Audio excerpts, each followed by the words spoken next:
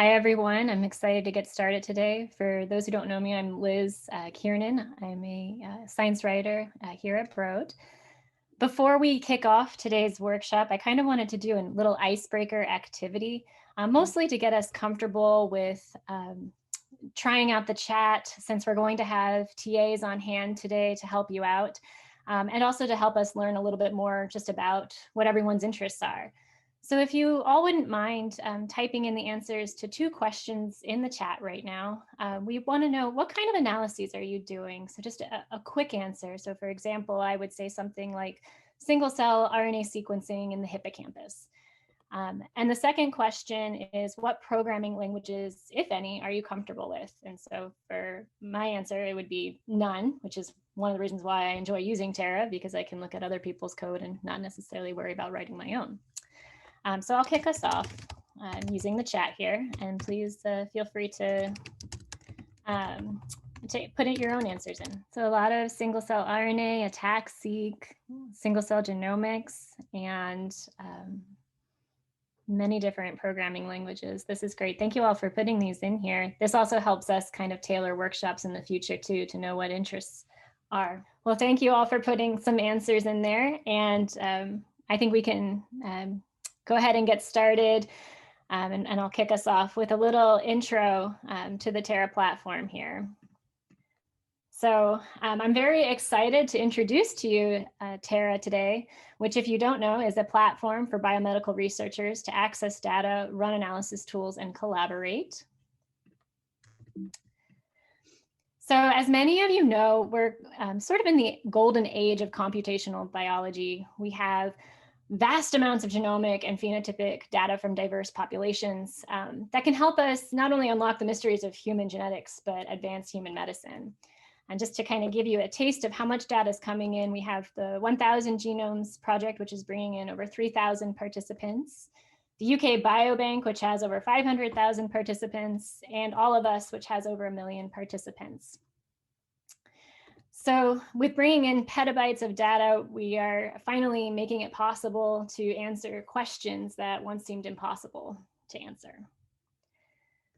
But with all of this data also comes some questions.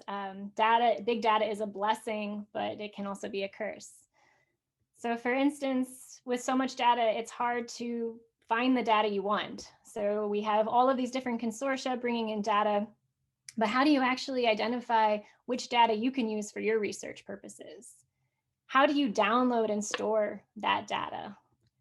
How do you interpret and analyze different file formats? Again, diversity in use cases brings a lot of diversity in file formats as well. And how do you share this data with your collaborators? And if you're doing analysis, that also has its own challenges. So doing data analysis on large data sets requires large infrastructure investments, and you're usually at the mercy of your local institution for this. You need complex custom tools with their own computing environment. And what happens when you have so many diverse tools is that you run into an issue with making reproducible results. You need to ensure that the analysis that you're doing are the same analyses that maybe your colleagues are doing.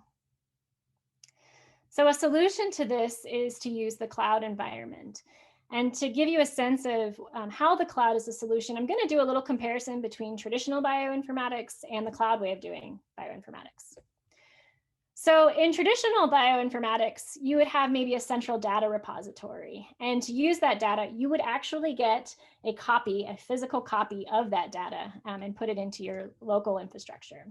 So this is actually data copying, not true data sharing. It also requires high storage costs because, again, you're not only paying for the repository, but you have to host a copy on your local infrastructure.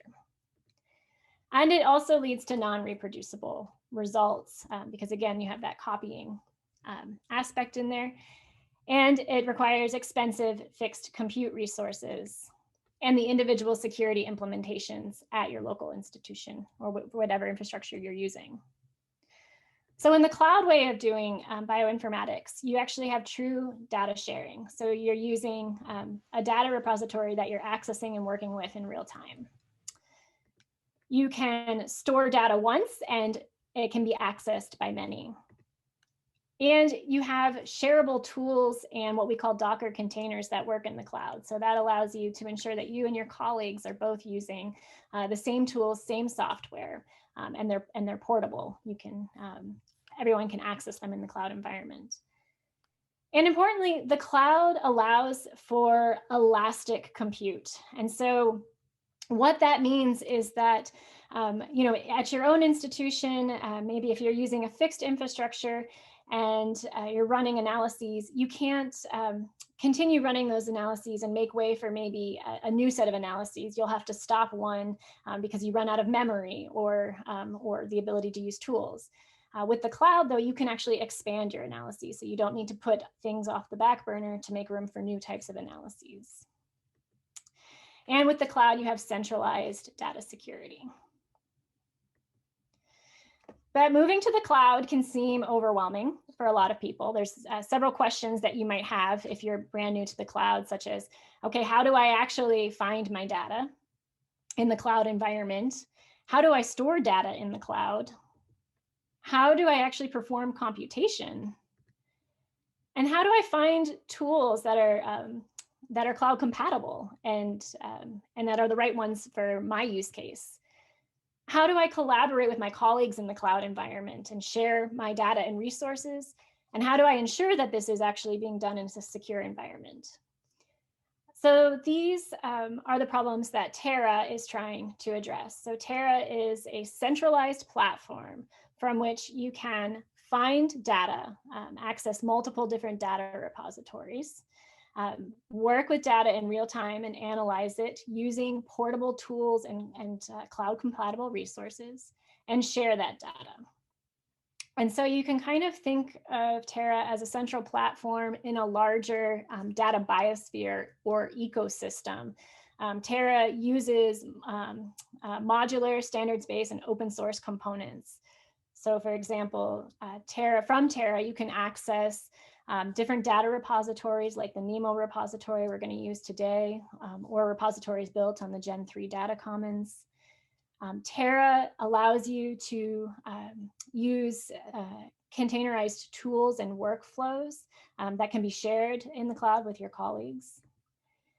Terra integrates with workflows that are written in the workflow description language, or WDL. This is an open source programming language that's human readable. And Terra allows you to also work with multiple applications. So Galaxy, RStudio, Bioconductor, and Jupyter Notebooks. Terra is built on the Google Cloud platform. Terra itself is completely 100% open source and free, but because it's built on the Google Cloud platform, you do need a Google Cloud project for billing, but you pay for only what you use. So that would include storing your data on the Google Cloud platform, any movement of that data or egress, and anything that you're actually doing, so your analyses with that data.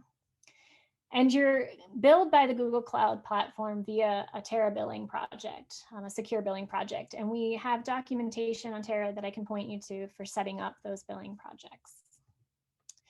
The Google Cloud platform also does have free credits. You can have up to $300 in free credits. And we have an article here that you can check out to access those free credits. And again, I want to emphasize that these slides are going to be available after the workshop. So any links that you see in here, you'll be able to access as well.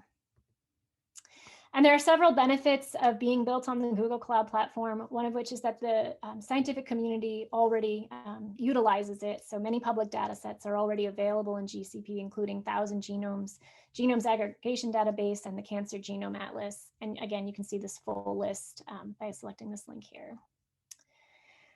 And the Google Cloud, we can leverage the Google Cloud platform features to control access and provide a secure environment.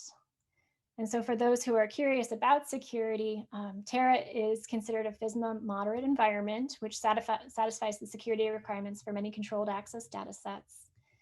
And we are pursuing FedRAMP authorization right now. And for clinical researchers among you, there is a 15-minute timeout for clinical researchers, which again satisfies that requirement. So how do you actually get started in Terra? What does this actually look like to have a central platform with all these different components?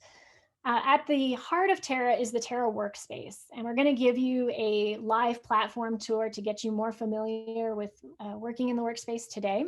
But just to give you a brief overview, a Terra workspace is essentially a place where you can come, you can think of it as a little computational sandbox in which you can find your data, access your tools, run your workflows, and share with your colleagues. When you come to a workspace, you'll land on the dashboard, which will give you some information about the workspace, what tools may be inside of it or data the workspace uses. There's a data page where you can organize and access your data from multiple cloud resources. A notebooks page where you can launch a Jupyter Notebook and interact with your data in real time. You can also launch RStudio and again, Galaxy, which is an alpha version right now. There's a workflows page where you can find and use workflows to perform whole pipelines, so pre-processing, alignment, and more. And in every workspace, you will see a cloud environment widget where you can set up a customized cloud environment with the software and tools you need to launch your different applications. So we will go over that a little bit more when we actually get into our hands-on exercises today.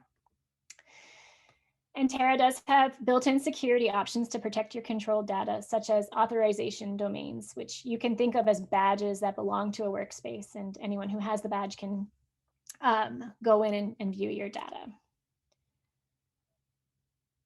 All right.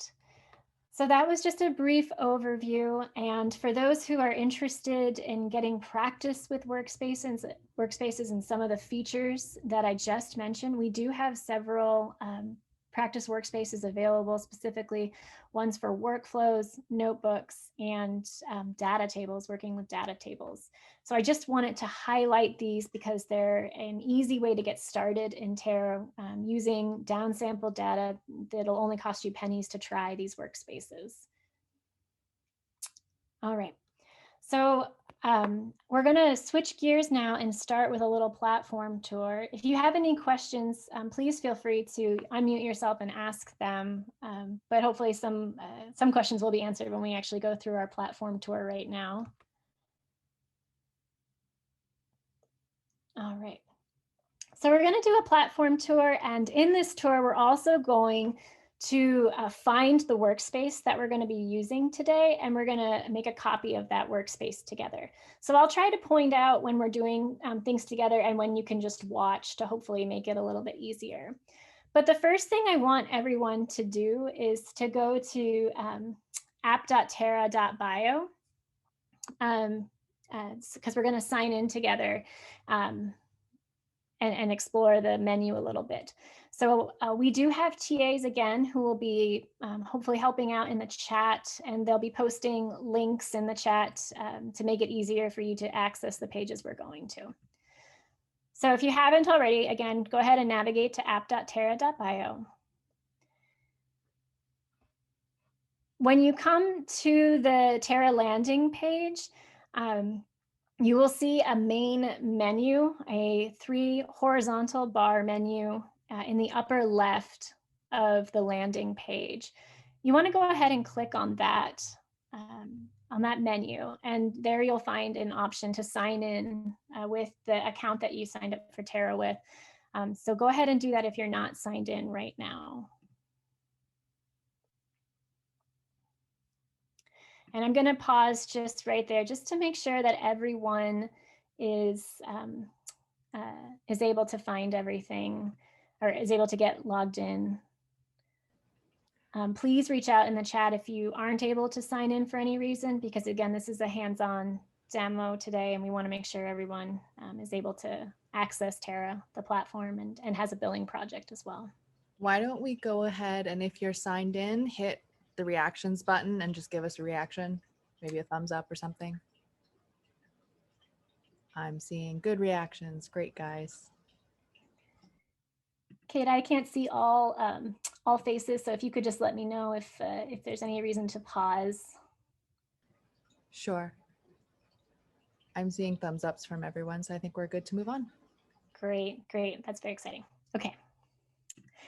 Okay, so when you go to the Terra main menu, you'll see lots of options. You'll see a profile dropdown where you can find out profile information as well as your billing and groups that you belong to.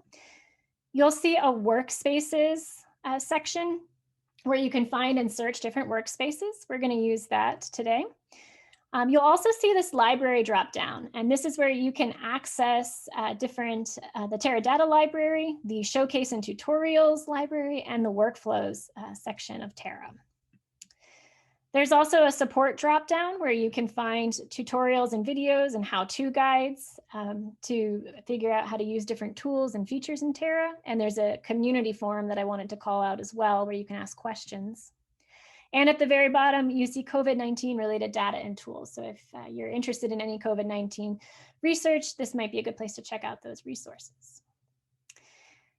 Before we find the workspace that we're going to be using today, I just wanted to show you the Terra library in a little more detail. So please feel free to go ahead and just watch at this time. You don't need to follow along on your own screen. You can just watch mine. I'm going to go in and show you first the showcase section of the Terra data library.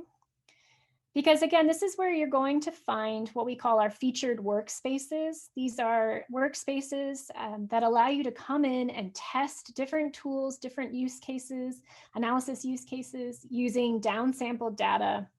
They're designed to allow you to test these tools again at very low cost, just a couple of pennies. You'll see 3 columns in our showcase section, new and interesting. So you might see some COVID-19 related research in this column. You'll see a featured workspaces column. This is going to cover a diversity of use cases. So if you're interested in RNA sequencing analysis or epigenomic analysis, you might find workspaces that relate to what you want to do. And these are also a good way to kind of test different types of data and data tables in Terra as well. And if you're interested, if you use GATK4 and you're interested in SNP and indel discovery or joint variant calling, you can check out the GATK4 example workspaces to the far right here. All right, I'm going to go back up here to the left of the Showcase and Tutorials tab. You can select the Datasets section, and here you will find the public and private repositories that are integrated with Terra, including the NeMO data repository, data portal that we're going to use today. So I'm going to scroll down just to show you that. And you can directly start browsing the NeMO data portal by just selecting the Browse Data button. So we're going to do that today, and I just wanted to call it out here, that you can also go in and explore other open access repositories as well. To the right of that Showcase and Tutorials tab is the Code and Workflows page. Here is where you can go in, you can see some of the GATK4 best practices workflows. And importantly, you can find additional workflows that are hosted both in DocStore and the Broad Methods repository. So if there is a use case that you need a workflow for, these are the 2 places that you can search for those. Okay. So to continue this platform tour, I now want us to go and find the workspace that we're going to be using for today. So please go ahead and follow along with me as I search for this workspace. And if you do get behind, again, we will post the link directly in the chat as well. So to find the workspace that we're using today, we're going to go back to that main menu in the top left of the Terra page. And we're going to go down to the Workspaces section. So select Workspaces. If you have never created a Terra workspace or copied a Terra workspace, this page may be empty when you come to it, but I have created some, so mine takes a little while to load here. You'll notice a couple of sections right above the workspace names. You'll notice a My Workspaces section, a New and Interesting section, a Featured section, and a Public section. You want to select the public option because the workspace today that we're going to be using is a public workspace. And we're going to search for it using the Search Workspaces search bar at the top of the page. So into that search bar, just type BICCN, and it should return the BICCN Omics Workshop in your list. So go ahead and select that BICCN Omics Workshop workspace. And again, if you haven't been able to follow along there, it should be in the chat as well, the link to the workspace. Okay, when you come to any workspace, you'll notice at the top the name of the workspace. And if you are not an owner on this workspace, you might see something like read only next to it, as you should see for this workspace that we're working on today. You'll also notice that every workspace that you come to is this cloud environment widget to the far right. I just wanted to call this out again because we're going to be using it today. This is where you can kick off a virtual machine to do different computational analyses. Every workspace that you come to, you'll land on the dashboard of that workspace. And I already mentioned that this is where you can describe the workspace. But when you come to a tutorial workspace like this one, you might find some additional details that can help you out. For example, you might see a flow diagram that walks you through the exercises that you can do in that tutorial workspace. And it may also provide cost and time estimates for doing those workflows. And additionally, a lot of our tutorial workspaces link to documentation that provides step-by-step instructions for using the workspace so that you can open a PDF or that documentation in another tab and walk through the workspace more easily. There is a PDF for this BICCN workshop workspace. And I'm not necessarily encouraging you to use it as we go along today because it might be easier to just follow me as we're doing this. But if you wanted to come back to this workspace after the workshop, all the steps that we're doing today will also be printed in these instructions. So just be aware that this PDF is here for your resource. All right. Another important piece of information about workspaces is to the right of the workspace dashboard. You'll see workspace information such as when the workspace was created, who owns it, and importantly, a Google bucket to the bottom right. So every time you create a workspace in Terra or copy a workspace in Terra, make a clone of it, you will generate a new Google bucket for storage. So the ID that you see for your Google bucket, which starts with this FC prefix, will be unique to your workspace. And we're going to use this Google bucket in one of our exercises today, so I just wanted to call it out here. Now, because this is read-only, this workspace is read-only for you, we're going to need to make a clone of the workspace in order to actually be able to use it and run data in it. So I want us to do that step together right now as well. So to make a copy or a clone of a workspace, you need to go to the white vertical 3-dot icon that's right below that widget in your workspace. So hopefully everybody can find that. And go ahead and select that 3-dot icon.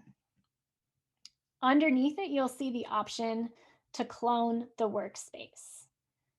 So if you're following along right now, go ahead and select clone. Okay. To clone a workspace, you need to give the workspace a unique name. And by default, it'll say copy after the workspace name. We recommend that you append your initials and today's date to the workspace name to help you keep track of it. You'll also need to select a billing project from the billing project dropdown. And for today's workshop, if you signed up for your billing, you can use the workshop temp billing project. So go ahead and select that. And again, if you're not seeing that workshop temp, feel free to put your reach out in the chat. We'll just need to add your Terra login to the billing project. The description section is populated by default from the dashboard that you're cloning. And the authorization domain you don't need to worry about because none of the stuff we're doing in this workspace is private. So you can just leave that blank. And then you can select clone workspace once all that information is filled in.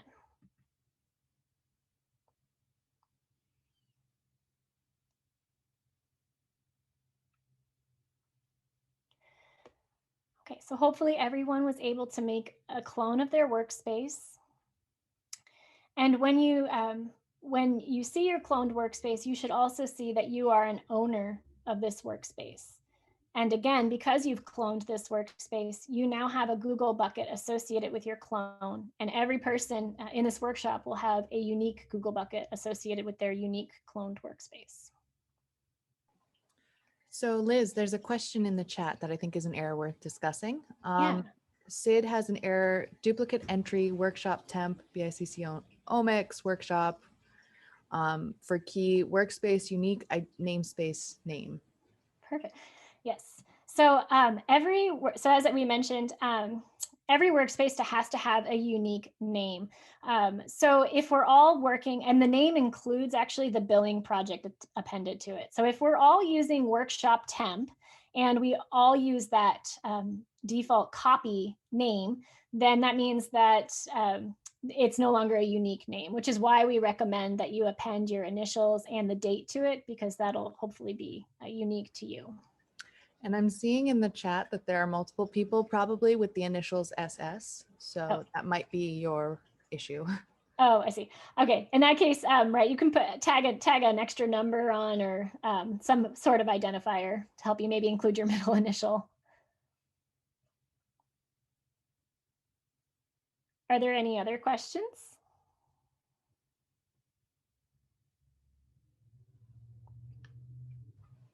Hopefully everyone was able to clone the workspace. If not, reach out to me in the chat and I can get you added to the billing project. But Liz, I think you're free to move on. Okay, great. I'm glad everyone is able to clone it, and we're moving along. So, okay, so now that we are in our cloned workspace, I'm going to continue giving you just a little tour of this workspace. So you can feel free at this point to completely watch me in this little demo of the platform.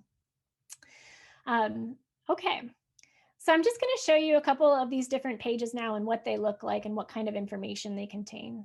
So I'll start with the data page here. When you come to the data page, you can see this is a place where you can organize your data into different tables. Tables are very much just like spreadsheets. They have rows that contain different entities in them. This could be a sample, a specimen, a participant, and they contain columns with information about that entity. So information about the sample that you're using. So here I'm looking at the file data table, and you can get a sense, there's an ID for this sample that I'm looking at here. If I scroll over, we can see other identifiers for it.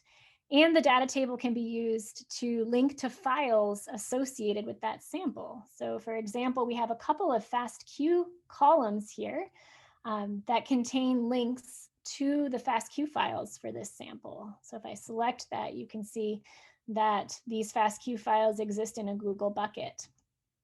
So you can add as many columns and rows to your data table as necessary, and name these data tables in any way you want. So if there's a name that's more meaningful to you, you can name the file that way, or the table that way. And it's just a great way to organize, again, your data and keep track of all the different files for your data. There's also a reference data section in your data page. This is where you could load a table specifically dedicated to human reference files. So these are preloaded data tables that have everything you would need to do, say, genomic analysis in humans. It would contain your FASTA files, your index files, dictionary files. But what if you're not using human reference data? We also have this other data section on this page with a workspace data table where you can fill in information for other reference files that you may need. So for example, here we can see a couple of different reference files for human and mouse, and some whitelist reference files that we're going to be using today. And it's straightforward to add files to this table. You can just use this add variable button here, or you can download and re-upload this table using the download TSV or upload TSV options here. The last thing I want to show you on this page is this files section. This is a way to see what's actually inside of the Google bucket associated with your workspace. Because again, the Terra platform and the Google Cloud platform are integrated. So we could go in and look at these files actually in the Google Cloud Platform. I'll go ahead and just show you that just so you can see what the Google Cloud Platform side of this looks like. So here we are actually on the Google Cloud Platform interface, and it's the same files that you see here on the Terra side. So this file section is just a way to kind of peek inside your Google bucket and work with your Google bucket from the Terra platform. And today we're going to show you how this section changes as we generate different files with our analysis. Okay, next I just want to show you the Notebooks tab. Again, this is where you can create and launch a Jupyter Notebook. And if you've never used a Jupyter Notebook before, you can think of this as a digital lab notebook. It contains sections, markdown sections for describing data, and it also contains code blocks for running data and interrogating data in real time. So we're going to be working with this Jupyter Notebook today and going more into some of the details on working with them. All right. The Workflows tab is where you can find workflows for performing bulk analysis or pipelining. This workspace for today has 2 workflows in it. I'll show you what it looks like on the configuration page for this workflow. So when you come to the setup page for a workflow, you'll notice a couple of things. The name of that workflow will be at the top, followed by the version of the workflow that you're using and where that workflow lives kind of in the cloud environment. This workflow is being imported from DocStore and it lives on GitHub. You'll see the option to run a workflow using input defined from your data tables because your workflow setup page can integrate with that data page that I just showed you. So you can select a data table from which you want to run files and then select the data that you actually want to run by choosing the files. We're going to go into this in more details as we run our own workflows. At the bottom of the page, you'll see a script tab. And this is where you can actually look at the script. Again, it's written in WDL, that workflow description language. And the WDL script integrates with the platform, so Terra can actually read the input variables necessary for that workflow, and it lays those variables out for you in this table format. So you can specify the attributes for these inputs as you need. So for instance, here we're looking at an input variable annotations GTF, and you can tell Terra to call that file from your workspace data table. So I'm going to show you how to do that when we get hands-on. There's also an outputs tab where you can tell Terra to write certain outputs back to your data table. Okay. The last thing I want to show you here is the job history tab, where you could actually monitor a workflow and look at it. Any successes or failures of that workflow. Okay, so I think that that concludes kind of a little overview here of the platform itself and what a workspace looks like. So what are we actually going to do for today? So today our goal is to analyze a 10x single nuclei RNA-seq data set. First, we're going to find some example 10x files from the NeMO data repository. We're going to import the FASTQ files for that data set into Terra. And then we're going to use FASTQ files as input to the Optimus workflow, which will take those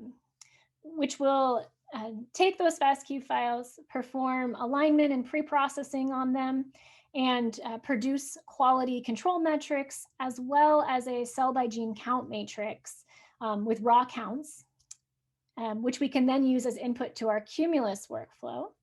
The Cumulus workflow is going to take that count matrix and perform some cell filtering, normalization, clustering, and differential expression analyses. And then we're going to while that's running, show you how to perform more bespoke analyses using a Jupyter Notebook on how to perform more bespoke analyses on a count matrix or raw count matrix using a Jupyter Notebook, and we'll specifically be focusing on the Seurat software. So I think we'll go ahead and we'll kick off finding our data in NeMO. And my colleague Anton is going to give a little overview of what this looks like in performing a faceted search in NeMO. But before we dive into that overview, I just wanted to see if there are any questions about the platform tour that we just took. All right, then I'm going to stop sharing my screen and I'm going to hand this over to Anton. Okay, thanks everyone for joining me. Hi, I'm Anton. And I'll be reintroducing you to the NeMO archive, and we'll talk a little bit about how the faceted search works in the integrated capabilities with Terra. And so some of this might be a bit of a refresher from what you heard about last week, but we wanted to go over it again quickly just to recapitulate on what the various entities that go into all of this work were. So first of all, we'll talk about what NeMO is. NeMO stands for the Neuroscience Multi-Omic Data Archive, and it's a data repository for NIH's Brain Research through Advancing Innovative Neurotechnologies Initiative and some other related brain research initiatives. And it's built and maintained by the Institute for Genome Science at the University of Maryland School of Medicine.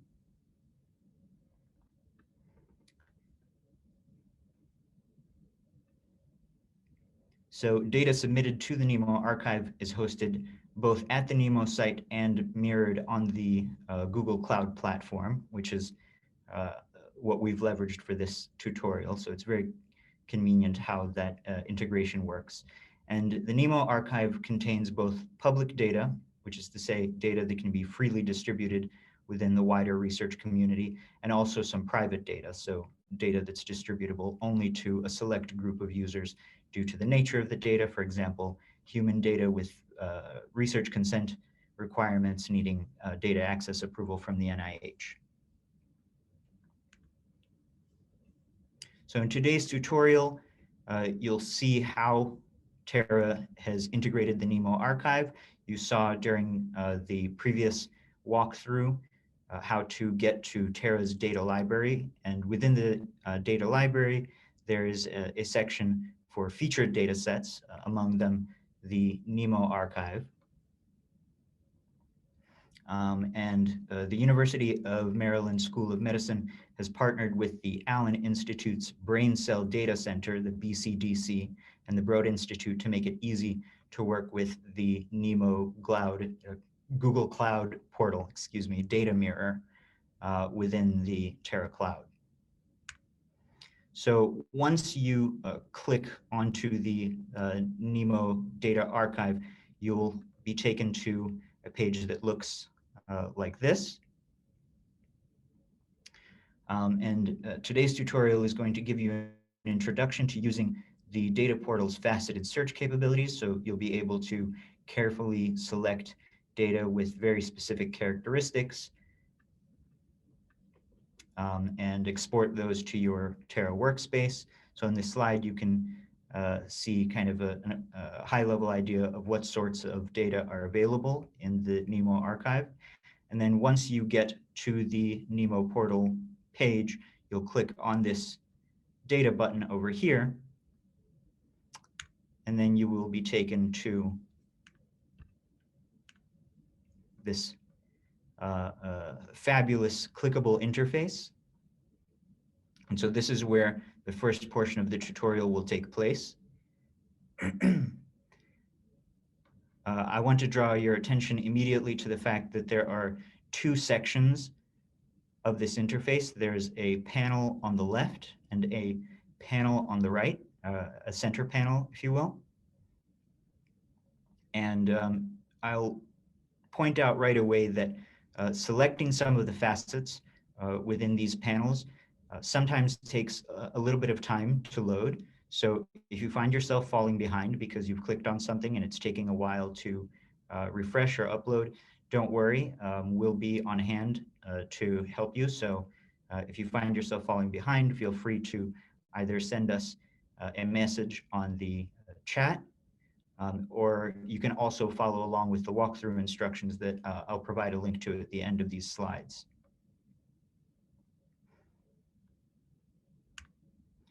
So in today's tutorial, what we'll be doing is selecting certain facets of interest and then exporting the data we've selected. In addition to the ones that you'll see in today's tutorial, I want to point out that there are some other useful categories. For example, this grant category will show you a list of the different teams who have grants within the NeMO portal, so you can access the data that is applicable to those specific projects. In today's tutorial, what we're going to be doing is selecting data from certain specific organisms. Within those organisms, we'll be interested in samples that come from specific parts of their anatomies, and also we'll be selecting the various techniques that were used in preparing those samples. And as you select those facets, you'll notice that they populate in this search bar above your center panel. And this provides a nice, easy way to edit the facets as you please. And once you've selected your data, there's an equally simple way of exporting the data to Terra. And once you're ready to export the data to Terra, the handoff to your Terra workspace is also very versatile and quite simple. So you'll be taken immediately to a page on the Terra platform where you'll be able to send it to an existing workspace, which is how you'll do it today. You'll be sending it to the workspace that you hopefully just successfully cloned, but you can also just start a new workspace from scratch. So you can do this in a variety of ways. So with that, I'll stop to take any questions you might have. I'll just leave you with this list of helpful links. The first link is a link to a Git with a wiki that describes the joint NeMO and Terra cloud computing environment. The second link takes you to the NeMO archives page containing the links to the data portal, which is one of the ways to proceed through this tutorial. And the third link is actually a walkthrough that teaches you how to export the selected files and metadata from NeMO to the Terra data platform. So I'll be happy to take any questions you have.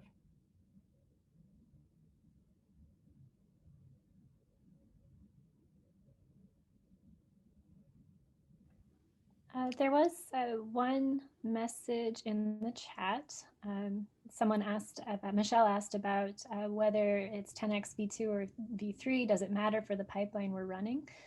So in the broad sense, you know, for the pipeline we're using today, which is the Optimus pipeline, that can handle both v2 or v3 chemistry. Today specifically, we're going to be focusing on v2. But for other pipelines, that is something that might be specific to the pipeline. So you would need to kind of look at the workflow and see what it requires as input. And let us know if that didn't answer the question.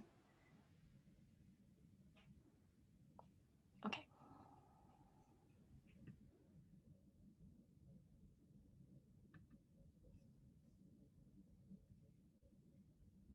All right, thanks everyone. Then I'll go ahead and hand it back to Liz so you can see how this works in the hands-on tutorial.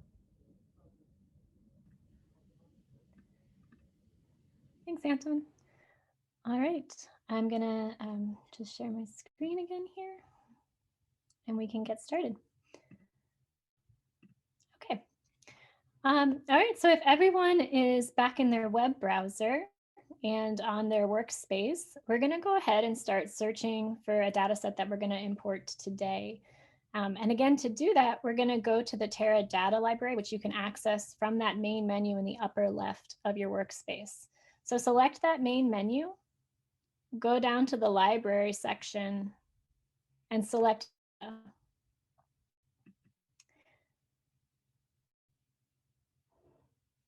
Once you're in the Terra data library, just scroll down until you see the NeMO data portal, the NeMO archive, and then select Browse Data. And I believe the TAs will post a chat directly to the data portal, or post the link in the chat to the data portal. So you can use that too if that's easier for navigating. Okay. So as Anton pointed out, when you come to the home page of the NeMO data portal, you have this option to get started by exploring studies or data. Today, we're going to select data. So select that icon if you're following along. And we're going to perform a faceted search to find some mouse single nuclei data from the primary motor cortex today. So I'm going to select several facets. I wanted to just draw your attention once again. We're going to be doing our faceted search using the samples tab that's to the far left of your data page here. And we're also going to use the files tab as well to perform this faceted search. So to make things a little bit easier and to help you follow along, the TAs will be posting the search facets that we're using into the chat as we go. And again, reach out if you have any problems following along. So starting from the samples tab to the left of the page, we're going to scroll down to where we see organism, and we're going to select mouse. It takes a few minutes for it to process the facet.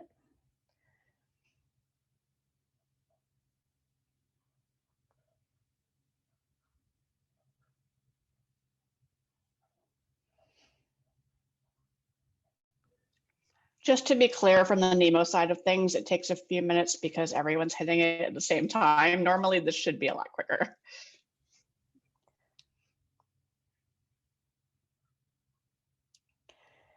And when you're able to, the next facet we're going to search is under anatomical structures. We're going to select MOP.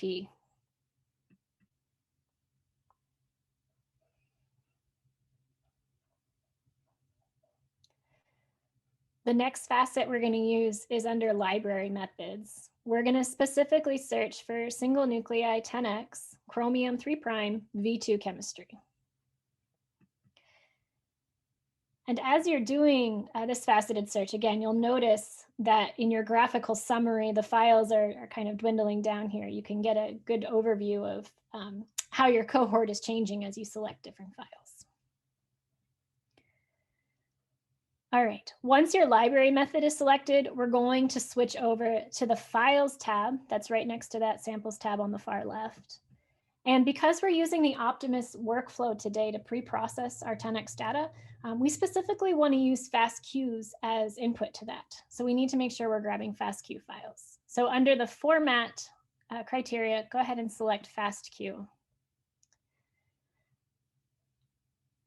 At this point, you should see you have about 20 files available. If you wanted to, you could add all of those files to your cart, but for today, we're just going to bring in 2 individual files that belong to the same 10x library preparation. So to bring in specific files, we need to go to the Files tab that's in the center now of our data page. So it's the Files tab that's right below the faceted search you see at the top there. And we're just going to bring in the first 2 files. It starts with PBICCN. And to select those files, you select the shopping cart that's to the left of the file name.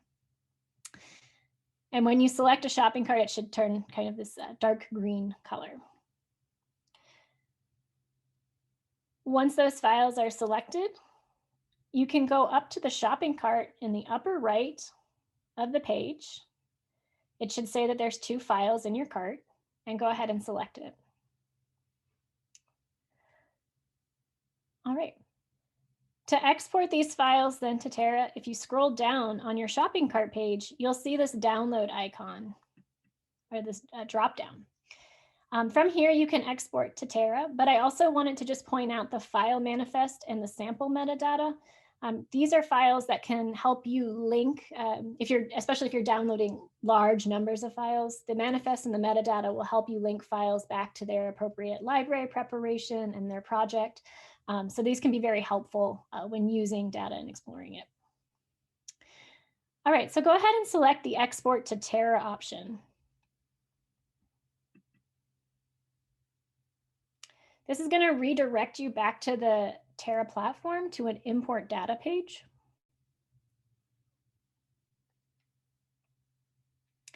And we're going to select start with an existing workspace because we want to bring this into the workspace that we cloned earlier. So go ahead and select the start with an existing workspace.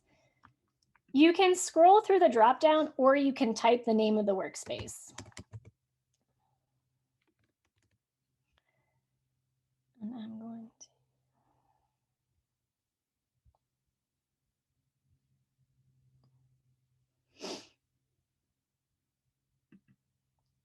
and then select import.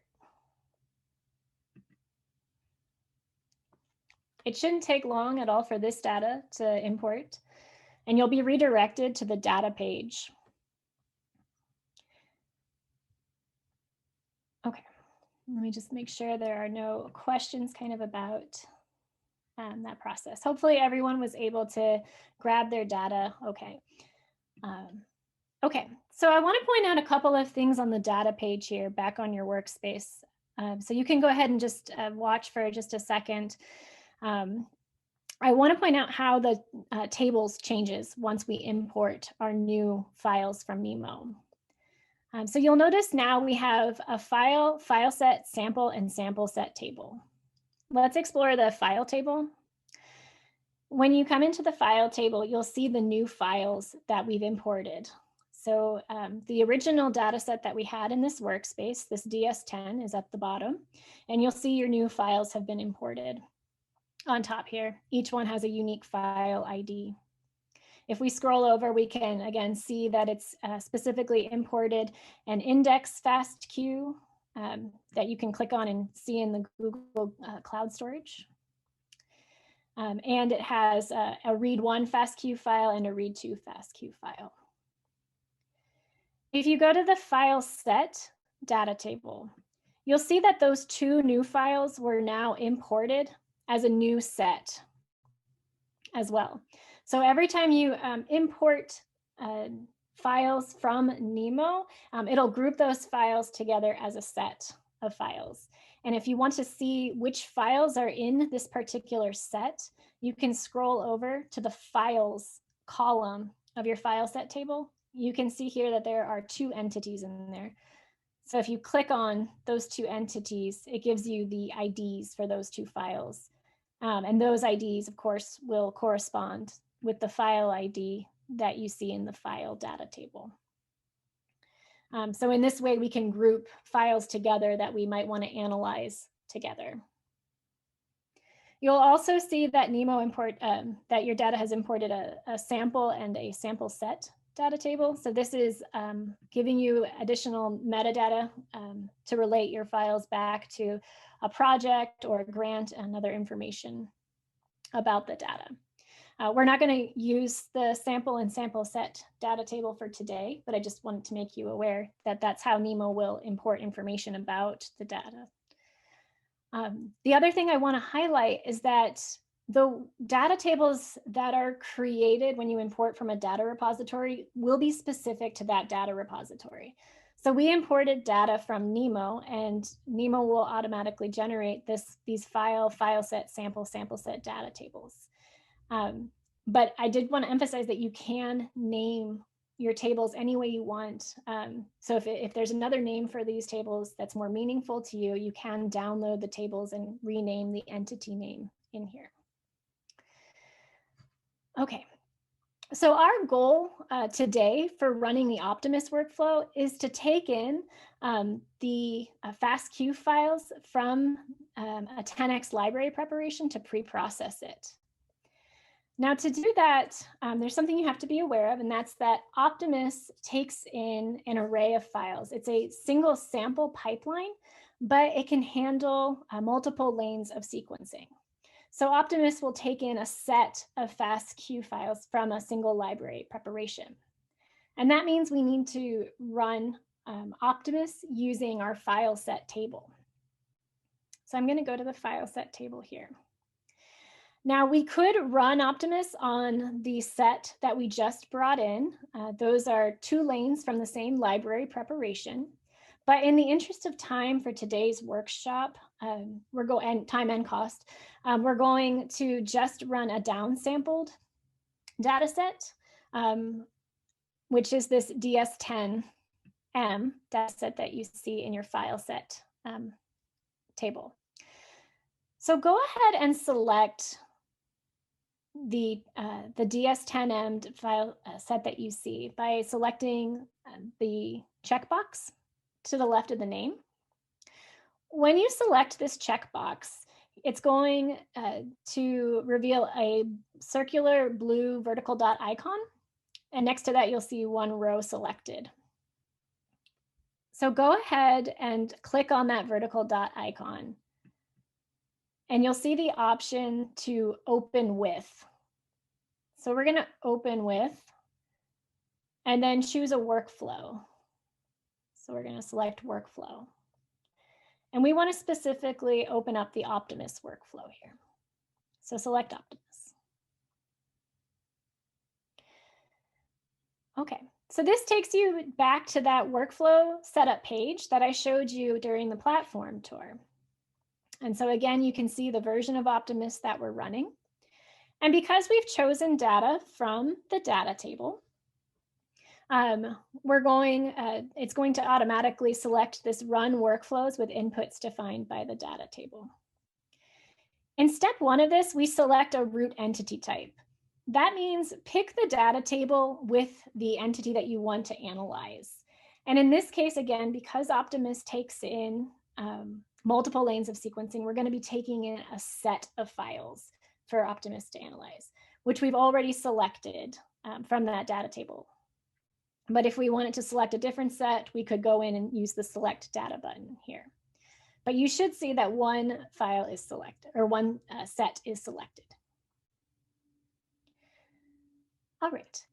Now this workflow has already been pre-configured for today's workshop to run on a mouse single nuclei data set. But I've left 1 input variable blank so that we can kind of go through this together and you can get a feel for what it's like to define inputs to a workflow from the data table. Now, we're going to start by just taking a look here at the first 4 variables in the Inputs tab at the bottom of your workflow configuration page. So Optimus can call files from the data table, or you could also type in the Google bucket location for these files. So why would you want to necessarily use the data table? If you had several FASTQ files, for example, that you wanted to analyze, you could type in their Google bucket location, but you'd have to do this over and over again to run this workflow. So by using the data table, we can actually iterate across multiple samples. So that's a convenient, that's why it's kind of convenient sometimes for larger data sets to use the data table. I wanted to show you how you can call different files from different kinds of data tables. So just looking at this first one, this annotations GTF variable, you can see that the attribute we've specified for this is workspace.mouse annotations GTF. That means that this file is described in the workspace data table. And to show you what I mean by this, I'm just going to go, I'm going to open my data page in a new tab.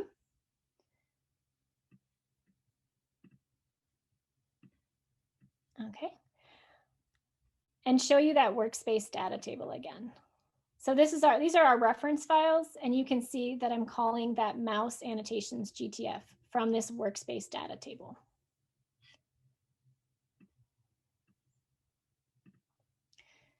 All right, scroll back down here.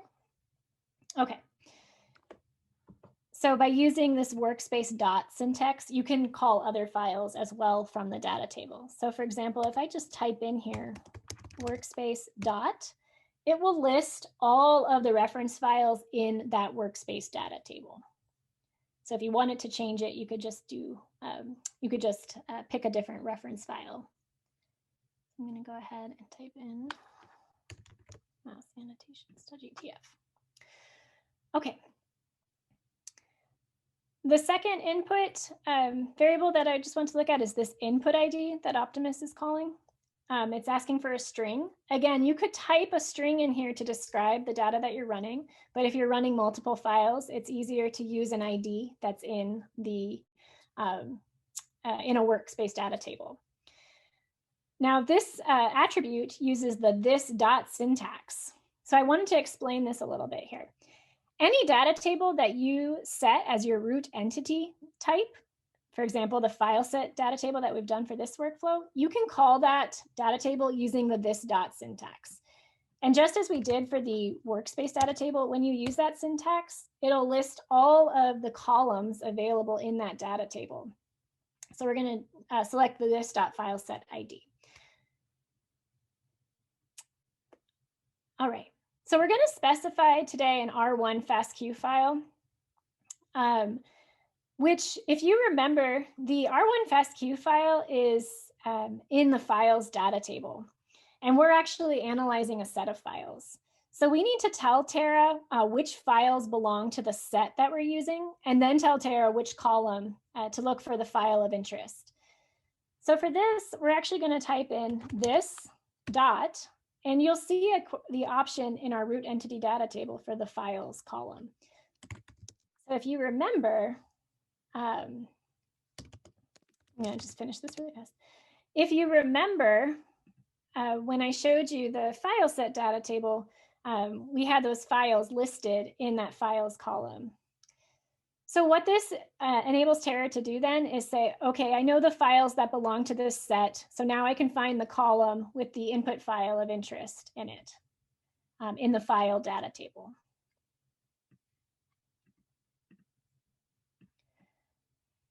So we can say this dot files dot R1 FASTQ, because the R1 FASTQ column is the one that holds the FASTQ file in it. And let me just show you, scroll over to show you. Here's our R1 FASTQ column in that file data table. All right, so that's how you can specify files from the data table. So if you're following along, you'd want to plug in the this.files.r1 FASTQ into this R1 FASTQ variable attribute. When you type it in, you'll notice that there's still an exclamation mark here. That means that we need to save this workflow configuration. And we'll see that that exclamation mark goes away because now we have an input that is valid. Okay. Are there any questions so far about kind of setting up this workspace configuration based inputs based on the data table? I saw there might be a couple questions in the chat, so I just wanted to make sure. Okay. All right. So the other thing we're going to do is specify the outputs for this Optimus workflow. So again, our goal here is to get a cell by gene count matrix. And for Optimus, this is going to be in Loom file format. So in the output section, we've configured all of these outputs to write to our root entity data table using the this dot syntax. But we've left one blank, and that is the attribute for the Loom output file. We're going to create a brand new column in our file set data table for our Loom file that we're going to create with this Optimus. So you can actually name columns anything you want. So for this workshop, I just suggest we use my_Loom, just to give you an example of writing a column name, but you could call this anything. And I'm going to go ahead and save that. And I'll just show you really fast on the file set data page here. If I scroll over and look at the columns on my file set data page, you won't see a MyLoom column because we haven't written it yet. So after Optimus is done processing this data set, we're going to see a new column that's called MyLoom, and it'll contain a link to the Loom file that Optimus has generated. Liz, there's a question in the chat here. Saroja says that this .files.r1fastq doesn't appear in the dropdown. Yeah. My suspicion is that they might have the wrong entity table selected. Could you show where that is on the page?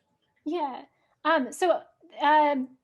Well, two things. I'll show the file set. So if you go up, you want to make sure your root entity is file set here. But when you type in the input, when you specify the this dot, it's going to look for the columns in the root entity data table, which is your file set data table. Your file set data table actually isn't the one that contains the FASTQ column in it, though. So when you type this dot, you're looking for the files section. So this dot files is in the dropdown. But then you need to specify a column to look for the FASTQ files for those files. So that's not going to appear in the dropdown. So you should, you're going to have to manually tell Terra what the column name is that you're looking for. And if you didn't know for sure what it was called, again, you would go back to your file data table and look what the name of that FASTQ column is. And so here you can see it's R1 FASTQ. So I would just type R1 FASTQ right here. Thanks, Liz. And a second question was, someone missed how we add loom. I messed up. Sorry, I got the question right when I realized I messed up typing the output attribute. I think this is the question anyways. Sorry, wait, can we clarify the question? I don't want to. I missed how we add loom is the question. I think they might not have seen that you went to the outputs tab. Oh, I see. Okay. So yeah, so if you go to the outputs tab here at the bottom of your configuration page, you'll see if you look down the variable names, there's a loom output file variable. And we're going to write that variable to a brand new column that we're going to create. And the name of that column for the point of this tutorial is just my_loom. And we write that to our set table by using the this syntax, the this dot syntax. Because that's basically saying to Terra, go to my root entity table and write that column in there. Great, thank you, Liz. Can I ask a quick question? How come when you do that, it doesn't show the little exclamation point indicating that you need to save? So it should, let me just try like a different one here. This dot, let's see, my cell calls. So the option to save will appear. It doesn't give you an exclamation point because the specifying the outputs is not actually required. When you're setting up a workflow, the outputs will be written to your Google bucket, but the benefit of writing them to your data table, again, is so that you can actually search outputs then and search for files. It organizes it better. So you can imagine a use case where if you have 1,000 samples that you need to get through, you don't want to be scrolling down through the Google Cloud Platform to look for the folder with those files in it. If you write it to the data table, you can just see, the name of the file, and you can also search the data tables. You can organize them. I didn't show you that, but there's a gear icon here, and you can search whichever columns you need for your files, and you can also type a file name into the search here to look for it. I think there's a small misunderstanding here. The exclamation point is not an indication that you need to save, but it's an indication of an error or a missing value in the JSON, which is this inputs and outputs section. So like Liz was saying, since it's not required in the output section to declare a variable name, an error doesn't appear, but it did appear in the input section because that was a required thing. It was saying, I need information here in order to run. And then you clicked save to save that information to the file. Got it. Thank you very much. Thanks, Kate. Okay. And these are great questions. So if anyone is running into, anything else, please, speak up. Okay. All right. So once you've saved your attributes for your outputs and inputs, you can then select Run Analysis. and select Launch. And this will take you to the job history page where you can continue to check the status of your run. So Optimus on this downsample data set that we're using will take a couple hours to run. So for this workshop, we've actually created another Loom file that's pre-generated for you to use as input to the next workflow. But before we get into that, I'm going to go back to the Workflows tab and just talk about a couple of thought questions for you, especially for those who are interested in 10x single-cell sequencing. So I wanted to mention that we didn't go over kind of all the attributes for Optimus today. And if you're interested in learning more about the inputs and outputs of the Optimus workflow, there is documentation. It's listed on the dashboard of the workspace as well as in the PDF handout for this workspace. But there are a couple of attributes or inputs that I wanted to mention that may be relevant to your use case. So when you're running the Optimus workflow, you want to think about a couple of things. First of all, you want to think about what species am I actually running on. Optimus is validated for human and mouse. And if you're interested in trying this workflow on another species, we have provided human reference files as well in the workspace data table. And so you would change your reference files to those human reference files if you're interested in doing that. The other thing you need to think about when running Optimus is the chemistry of your data, which we've kind of already touched on. So Optimus can handle 10x, V2, and V3 chemistry, but you need to change a couple of the inputs to account for that. So if I type in chemistry in my search bar here, it will actually search for the chemistry attribute. This is considered an optional attribute. It's V2 by default, but you could just switch it to V3, 10x V3, if you're interested in running V3. The other thing that changes with chemistry on Optimus is the whitelist that you're using because your cell barcodes change. So you'll need to make sure that your whitelist variable is also changed to the appropriate chemistry that you're using. And the last thing I wanted to point out was the single cell versus single nuclei mode. So right now we're running on single nuclei data for today, but we can change this to a single cell mode by changing the counting mode variable. And so you would change this from snRNA to scRNA. So I just wanted to give you a sense and get you thinking about how this workflow might change based on your needs. And again, you can go to the documentation to hopefully get started on configuring the workflow to meet your needs. And I'll also give some links to featured workspaces at the end of this workshop today to help you get started a little bit more on some of those different use cases. All right, and before we, let's see. Yeah, I think that's actually a good time to break. Am I right, Kate, that we're up for a break after launching Optimus? Yes, we can do a 15-minute break. Great. All right, so we'll break and we'll come back. We'll take a look at an example output from this, and then we'll move on to our Cumulus workflow and our Seurat Jupyter Notebook. And I can stay around to answer any other questions if people have some. Somebody just had a question about different programs that the Optimus workflow can run. Is that person on right now? Yes. Hi. I was just curious what you meant by different programs. So when I think of a workflow, I think of stringing together a lot of different steps that may be coming from different discrete, software packages. Yes. So in QC and bulk, the output of one program is the input for the next one. And I was just curious if Optimus is doing that or if it's been streamlined in other ways.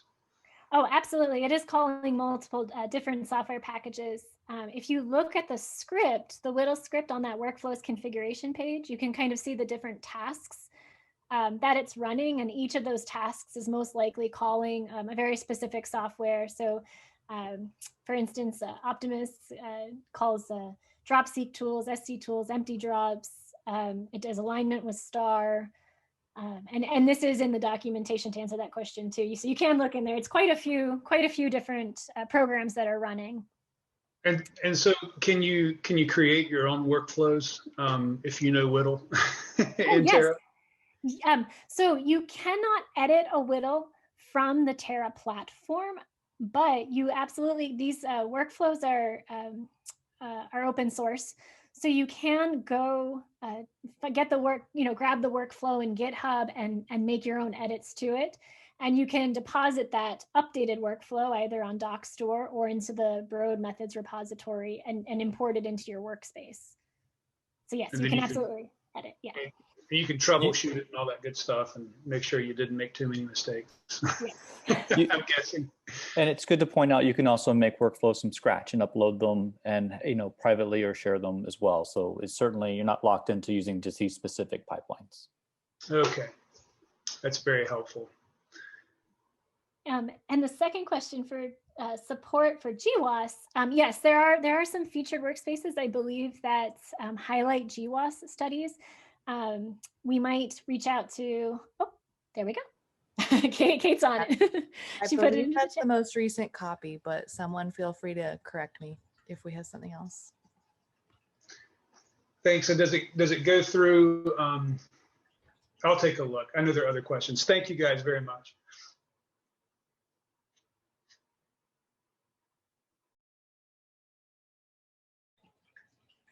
So there's another question in the chat. If I want to iteratively run this on many samples, do I have to manually run the analysis each time? So that's a great question. And the answer is, if you're using the data table, no, you don't. Because unless your samples, of course, require a different configuration. So for example, if you're using a V2 versus a V3 chemistry in some samples, then yes, you would need to run each one manually.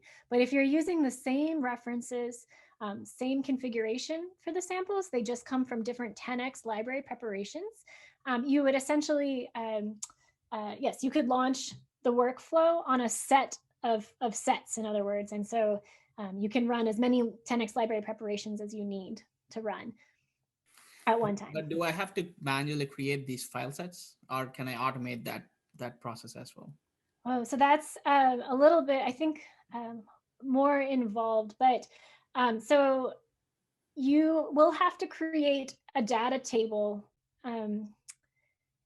with at least the sets, the 10x sets in it. And what I mean by that is we just ran Optimus on a file set, on one individual set. You will, if you want, you have to have all the files into a data table. So you'll have to create a data table that does list all the files that you want to use. So that's a little upfront work there. You can, I don't know much about automating. You can use different programming packages to automate loading tables to Terra. And that might be more what you're getting at. But once all your files are on to Terra in a data table format, you can create sets from the Terra user interface, or you can manually create that table like on your local machine. I see. I hope that, yeah. No, that answers my question. Yep. So Okay. just as a side there, as long as you can upload uploading TSV files. So if you want to automate by making scripts that make TSV files that you would upload into the data table, you can make files or file sets and stuff like that way. And then you could just select things in the data table like once per configuration. And so you in that way could run thousands of things at once if they have the same configuration by generating the right TSV files to upload. So that way you're going to get pretty close to automation and not a lot of manual things, if that makes sense. Yeah. Thank you. Cool. Yep. So we're going to get started with the next part of our hands-on portion. So I'm going to go ahead and share my screen again here. Okay.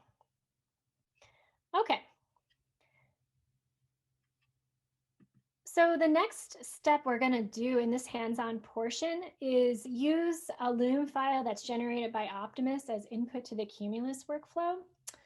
But before we do that, we're going to want to actually kick off a virtual machine, start our cloud environment for running our Jupyter Notebook later in the hands-on portion. And this is because it takes a few minutes to kick off that cloud environment. So just in the interest of time, we want to get it started right now before we dive into the Cumulus workflow. So I'm going to go to the dashboard of the workspace. And if I scroll down to section 4 of the dashboard, you'll see some quick start instructions in section 4, explore single cell data using Seurat. In step 3 of these quick start instructions, you'll see essentially a code block that contains what we call a Docker container image in it. So we're going to copy that. I think the TAs will also post this Docker image in the link if anyone has trouble finding it. Okay, so to start a cloud environment, we're going to go to the cloud environment widget at the top and select it. When you open up the cloud environment settings, you'll see you have the option to use a default environment or to create a custom environment. So what this means is we're going to create an environment in which to launch a Jupyter Notebook. And we need certain software installed for running this Jupyter Notebook. The default environment could work for what we're doing today, but we've created a custom environment for you to use that already has the Seurat software installed on it. This will just help load things a lot faster as we're working on this today. And I'll explain a little bit more when we actually go into the tutorial. But on this cloud environment option page, go ahead and select the customize icon button. You'll see an application configuration drop-down menu. You're going to select that and go to the very bottom of your application configuration until you see this other environments section. Select the custom environment option. And then you're going to paste that Docker image into the container image bar.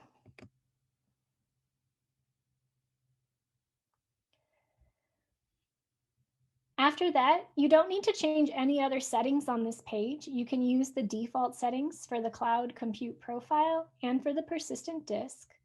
So at the very bottom of this configuration page, you can select next. You're going to get a warning that this is an unverified Docker image because it's a custom image. Custom images should be based on one of the Terra base images, and this one is. So you should just be aware of that when you're using Docker images, to kind of be aware of the source of it, where it's coming from. So go ahead and select create.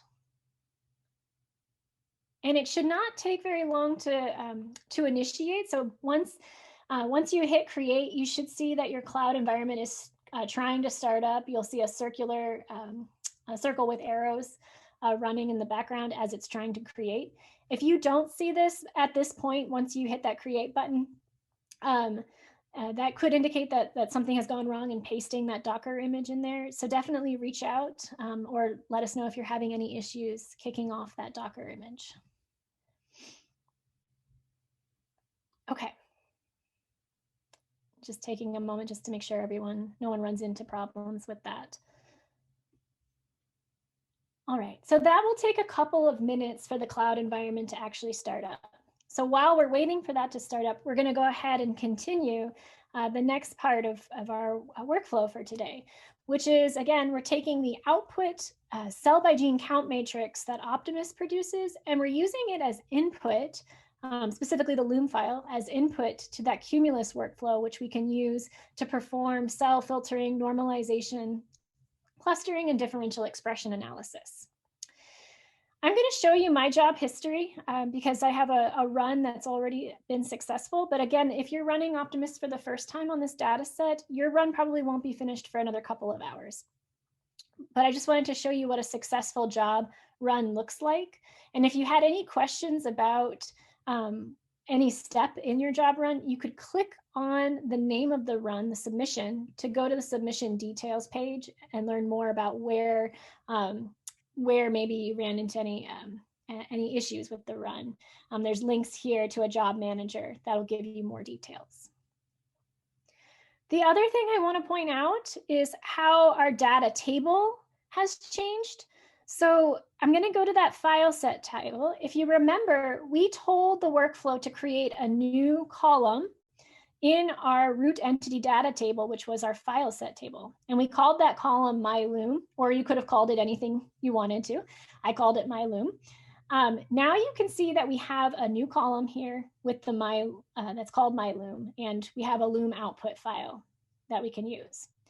Since your runs are probably still processing, we have an identical Loom file already in here in this output Loom column. So we're going to actually be using this column as input to our Cumulus workflow. But the two matrices, the matrices in these two columns, the output Loom and the myLoom, are going to be identical for this run. The other thing I wanted to show you was the files section of your data page. If you remember, I told you this is the interface to your Google bucket. So when I first showed you this page this morning, all we saw was a notebooks folder in here. Now you see a folder dedicated to the run for Optimus. And you're going to see this change again once we do Cumulus as well. Okay. So let's go ahead and get started launching our Cumulus workflow. So we're going to go to the file set data table, which contains the Loom file, the matrix, that we want to use as input to Cumulus. So we're going to select the ID or the file ID that has the Loom file of interest. So again, we're going to use the downsampled data set to run Cumulus. So next to that DS10M file set ID, you want to select the checkbox to the left of it. When you select that checkbox, the blue 3 vertical dot icon will appear, and you'll select that and choose Open With Workflow, the same as we did before.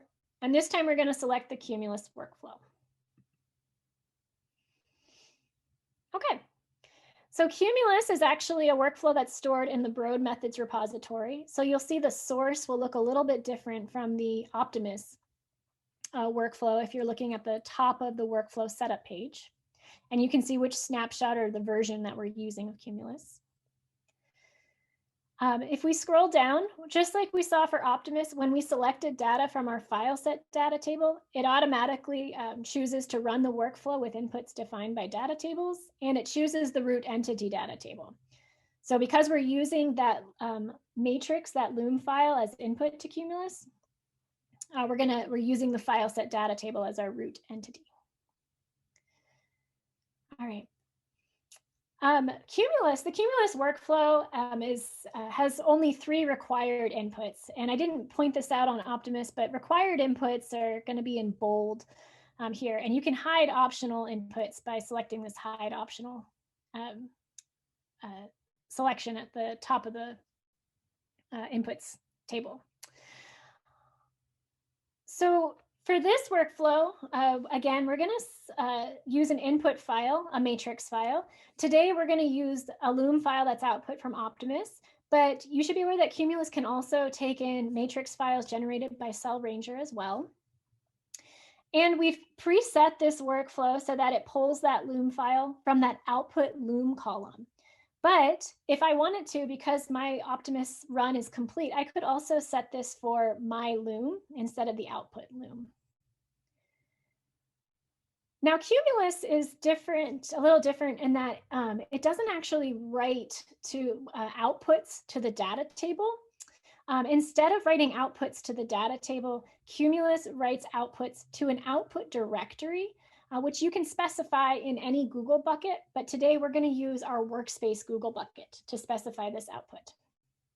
Okay, so if you remember from the intro, you can find your Google bucket ID on the dashboard. So if you want, you could open the dashboard in a new tab to grab that Google bucket ID. I'm going to just do that in my already opened second tab.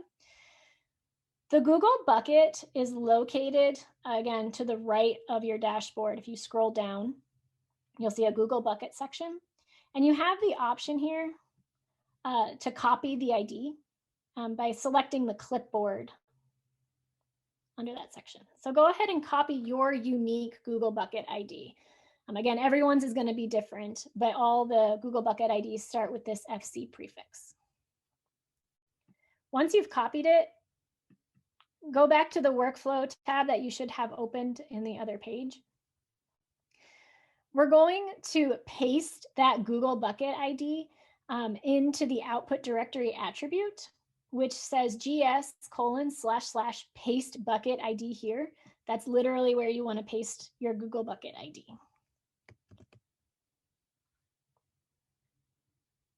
All right, and once you've done that, you can select save at the top of the input section. And so what this is going to do again is write your outputs to your Google Bucket into a folder called Cumulus. The third required input for Cumulus is an output name. We've set up this workflow to use a downsample brain name. So it's going to name the files by this string, and it will also create a subdirectory within that Cumulus folder. So you could change this to anything you wanted to that's meaningful to your data. All right, so Cumulus has, just like Optimus, Cumulus has a lot of parameters that enable you to customize this workflow to your needs. Today, we've specifically customized this workflow to use a Louvain algorithm for clustering, and we've also chosen to output a couple of optional files, including files that will be compatible with single cell portal, which you're going to get a demo for later. And just to show you kind of how you can find that, it's this generate SCP single cell portal outputs that we've set to true. If you have any questions about the parameters for Optimus, I also want to again encourage you to go to the dashboard of the workspace where you can find links to the Cumulus documentation. And again, I'll show you some extra resources at the end of this where you can get more hands-on practice with Cumulus as well. All right, so hopefully everyone has their inputs configured, no exclamation marks. I just want to show you that for the outputs, we're going to be once again leaving this blank because Cumulus is not actually configured to write outputs to the data table. We're going to be writing those outputs to the workspace Google Bucket that we set in the inputs attribute here. So once you're ready, you can select run analysis and launch this. It takes about 11 minutes for this workflow to run. So while we're waiting for it to run, we're going to pivot to our Jupyter Notebook application, and then we'll come back and look at the outputs of this workflow. So hopefully everyone's following along. If there are any questions so far, please let me know. Or if anyone's run into any other issues during the configuration.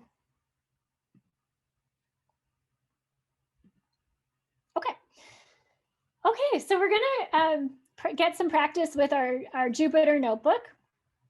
Everyone should now see that their cloud environment is running. So if you look at that widget in the upper right of your workspace, it should say right underneath cloud environment running and a cost. So if you're not seeing that, please reach out in the chat as well, or let us know. Because it needs to be running in order to actually run this Jupyter Notebook. So we're going to select the Seurat Jupyter Notebook on the Notebooks page. And we're going to open it up in edit mode. So it defaults to preview. We're going to select to open it in edit mode. We have one person here who doesn't see the cloud environment running. Okay. Hadn't started it. Have you started it now? Or do you need that information again? Oh, yeah. Looks like we might need to give that information again. So for those who didn't see, we have a custom Docker. It's in the chat. It starts with Kiernan/Terra. Yeah, it starts with Kiernan/Terra. What you want to do is go to your cloud environment. And you're going to choose, if you're looking at this for the first time, you'll see a customize option at the bottom. When you open this up, you'll want to select that customize option. And then you'll come to a page that looks like the page you see here on my screen. From the application configuration dropdown, if you scroll all the way to the bottom, there's this other environments. You want to select custom environment and paste that Docker image, that Kiernan/Terra R Seurat v3.2 right into that. It'll take a couple minutes for your Docker to start and for your cloud environment to generate. So fortunately, this is a tutorial where you can kind of just sit back and watch as I demo this. So once you get that cloud environment going, you can just take a look. You don't need to play around in the notebook too much. Okay, hopefully that helps a little bit. There's also instructions. I should have said this first, but there's also instructions for setting that cloud environment in the tutorial itself. So if you open this in preview mode, you can see the instructions as well here. Okay. Let's see. Did that cover everything? Great. Okay, so we're going to use Seurat again to perform some more bespoke analysis on our raw count matrix that we have. Right now today, we're going to actually use a public 10x data set for this that has 2,700 peripheral blood mononuclear cells. And this tutorial is based off of the guided clustering tutorial, which you can find in the Seurat vignettes, and we link to it here in the notebook. So if you want more details about today's steps, that's a great place to go. And I did just want to put a disclaimer in here that today, this is the goal of this Jupyter Notebook is not necessarily to teach single cell analyses today, but rather to show you the different options available for visualizing single cell analyses in Terra using the Seurat software. All right. So if you're looking at this, you can see that there are instructions in section 1.2 for setting up this notebook, including creating that custom cloud environment that we just went over together. So if you want to come back to this later and do it again, the instructions are here. This notebook does take about 11 minutes to run in total. And so we're going to actually run all of the cells at once and then walk through them. But you can see in the running the notebook section that there are instructions for running all cells as well as running cells individually. So together we can get a little practice with this, and then we're going to run all. Before we run a tutorial Jupyter Notebook, we do recommend that you clear the kernel and all the outputs that exist in this notebook. And that's so that you can kind of come at this without seeing the previous outputs generated, and you can see how they're generated as you do different steps. So to clear your kernel, we're going to go up to the kernel menu option at the top of the notebook, and we're going to hit Restart and Clear Output. All right. So there's a question in the chat. Could you clarify what you mean by a cell? Yes. I was just going to, sorry, yes, a cell is a code block. So when we're talking about the different, well, they're marked down cells too as well, but when in general, when we're talking about a cell, we're talking about the code blocks here, which brings me to this next step, which is setting up the system environment variables. So the first code block that I'm showing you here in section 1.2.3 is a couple of variables that we're going to use that will help our virtual machine communicate with our workspace. So just to clarify, our workspace and workspace Google bucket are separate from our virtual machine that we just kicked off. We're going to need to move files into our virtual machine and into our Google bucket. And these system variables will help us do that a little bit easier. So I'm going to use this first code block that you see here, also known as a cell, to just kind of demo to you how to run a cell individually. So if I wanted to run just this one, I could do this in two ways. I could go up to the run icon at the top of my Jupyter Notebook, or I could hit Shift Enter or Shift Return. So I'm going to hit Shift Return. What you'll notice when you run a cell block is that next to it, once you run it, you will see a number inside that block. If it was still taking a while for that cell block to run, you would see an asterisk in there. So once a cell block is completed, you'll see a number present. Okay, so as I mentioned, for this tutorial in particular, we're going to run all of the cells at once. And so to do that, we're going to go up to Cell and select Run All. And I'll jump to the end of your workspace. So you can scroll back up to the top as this is running. So let's scroll back up to the top here after you've selected to run all. I realized too that as we were talking about the custom cloud environments, I forgot to mention one very important thing. We created the Docker that you're using to run your cloud environment by following a Docker tutorial, which we've linked to for this Jupyter Notebook. So if you're interested in learning more about Dockers or how to create your own Docker that you can then share with others, I recommend going to this tutorial. Okay. All right. So going back now to our actual process for today, we've set up our system variables. And the next thing we want to do is move our data from a public Google bucket into the virtual machine. So right now we're using that 10x public data set. It's hosted in a public Google bucket right now, but we need to actually move those files into our virtual machine to manipulate them.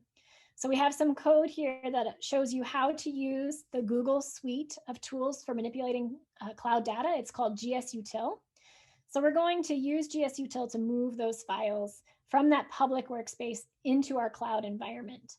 And then we're going to select list files, and you should see as a sanity check that the files that we're trying to bring in, which are these barcodes, genes, and matrix files, will be listed in your notebook, as well as the actual notebook, in your virtual machine, as well as the notebook itself.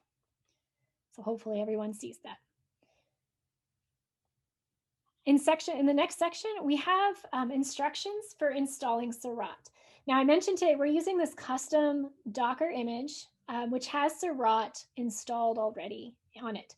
But if you wanted to use one of the Terra default images or the bioconductor image, you could install Seurat into this into your Jupyter Notebook using these instructions. So these are some cell blocks here. If you wanted to run these blocks, you would have to uncomment the code line by just deleting the comment here. And we have two options available. You could install Seurat v3.2, which is what this tutorial is validated on, or you can try the newest version of Seurat, which is v4.0. The installation is just slightly different between the two packages.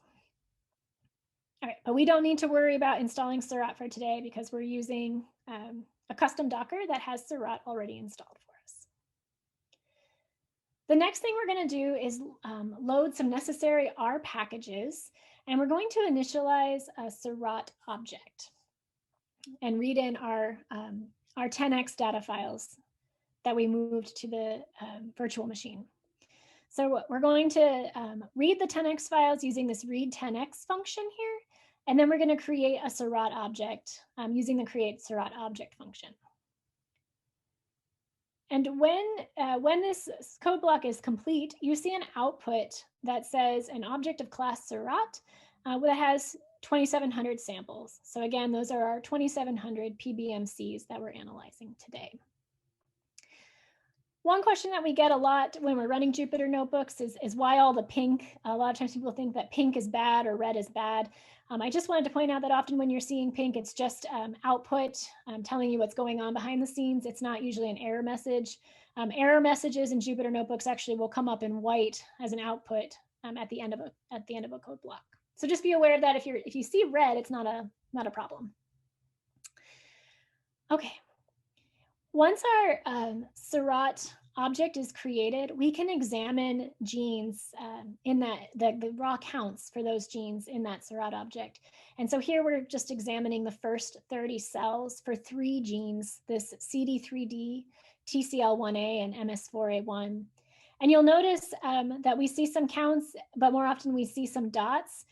These are dots instead of zeros because we're looking at this in sparse matrix format. All right, now that we've read in and created a Seurat object, we can actually perform filtering and some visualization of the cells based on different QC metrics. So we can use this percentage feature set function to identify mitochondrial reads. And we can plot different QC metrics, such as the number of unique features, the number of UMIs, and of course the percent of mitochondrial reads, which can indicate low and dying cells. So I'm going to show you some violin plots. We can plot violin plots using the violin plot function with these different metrics. So here you can see the N feature, N count, and percent mitochondria gene. So here you can see how it plots the different counts for our cells. And if you haven't looked at these plots before, each dot on here is a different cell. Seurat also allows you to look at feature plots. So you can plot, say, the number of counts versus the percent mitochondria. So we have a couple of plots that show that. Just a different way of visualizing these QC metrics. And we can specify a subset of our data based on specific QC criteria. So now we're actually getting into filtering these cells, because we don't want to take any cells that are that might be dying or don't fall within a certain QC range. So specifically for today, we're going to keep cells that have between 200 and 2,500 unique features or genes and less than 5% mitochondrial genes. Okay. The next step then that we can do is normalize our single cell data using the normalize data function. And we're going to specifically normalize using a Seurat method called log normalize. So this doesn't have any particular output to look at. We're just performing normalization. Once we've done the normalization, we can identify highly variable features or do some feature selection. And this is a way that we can help distinguish what is biological signal versus noise by selecting those features that are most highly variable.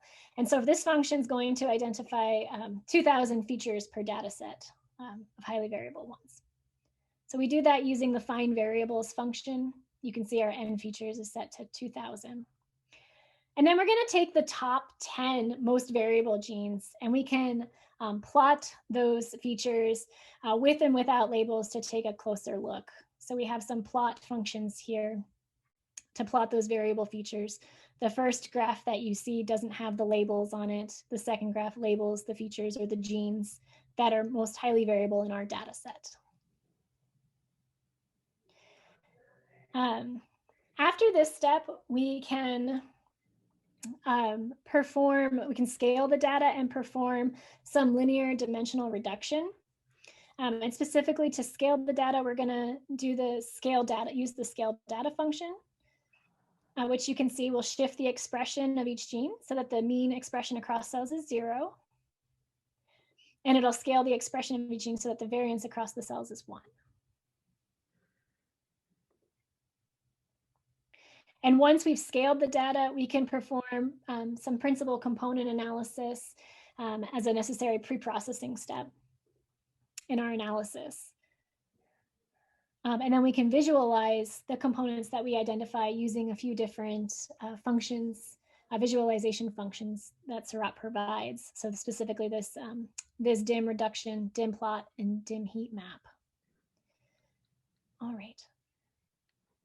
So we can identify the genes, the driving different principal components, those that are positively associated with a principal component and negatively associated with the principal component. We can print out the 5 genes for the first 5 principal components just to see kind of which genes are driving it. And then we can visualize the top genes associated with a given principal component. So here we're going to look at the first 2 principal components and look at the genes associated with that principal component. So this just returns a plot of those genes. This is the dim loadings function.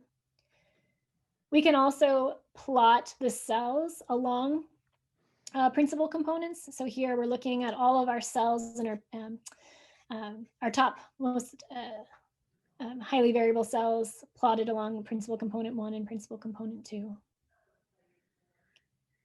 And we can use a heat map as well to identify the expression changes of genes that make up the principal component along all cells. Here we've set 500 cells to look at. All right, and we can also plot heat maps for multiple principal components to kind of get a sense of what this expression pattern looks like and what the variability looks like across principal components. So here we're setting it for 15 principal components. Okay. After we do our principal component analysis, we can use that information to kind of determine the dimensionality of the data sets. In other words, we want to only use a certain number of principal components for our downstream analyses. So the Seurat tutorial kind of walks you through two ways to look for principal components to use. One is a Jack straw plot, and one is an elbow plot. So for the Jack straw plot, essentially it takes a subset of the data and performs permutations on them.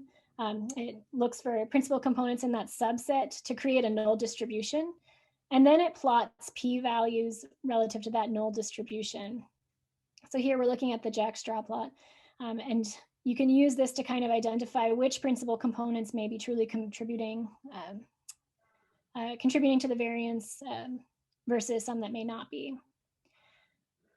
Another way of doing this is to look at an elbow plot. And if we plot the elbow plot here, we can see that around principal components 7 to 9 is where the elbow falls here. And so we might choose to use principal components that, principal components, if we're being a little conservative, we could take maybe the top 10 principal components and say that those are contributing to the variation in our data set. Once we've identified which principal components we want to use in our data set, we can actually perform cell clustering using those principal components. And Seurat has two functions for starting this process, this find neighbors function and find clusters function. So we're going to use those two. And they use the Louvain, they cluster using the Louvain algorithm by default. And then we can take a look at the clusters for, say, the first 5 cells using this indents function. And so if I'm going to push down the levels here, we can see that for this tutorial, we've identified 8 clusters. And for the first 5 cells, we can see which cluster they're falling into. Next, we can perform some nonlinear dimensional reduction, such as UMAP and TSNE. Using, again, the dimensions, the PCs that we've analyzed previously. So we're going to look at a plot of our UMAP. Let me scroll down. So we can plot out our UMAP with each of the clusters that we've identified, our 8 clusters. And we can save this work that we've done so far to an RDS file. And so I'm going to show you at the end here what it's like to move files that we've saved within the Jupyter Notebook back to a Google bucket and everything. But for now, we're just saving this to our virtual machine, to our disk associated with our virtual machine. Once our clusters are identified, we can perform differential expression analyses. So specifically, we can find genes that are associated, that are significantly associated with each of the clusters that we found. And we can do this using the find all markers function. Or if we're only looking within one cluster, we can use the find markers function. So here we see an example of just looking for genes for the first cluster using the find markers function. And it'll return a table with the genes that are significantly expressed in that cluster relative to all other cells. And you can see a p-value for those genes, the log fold change, the percent that's of cells in our cluster that express the gene, and the percent of all other cells then that express that gene. So that's just to give you an example of looking in one cluster, but we can repeat this process for all clusters using the find all markers function. which is down here.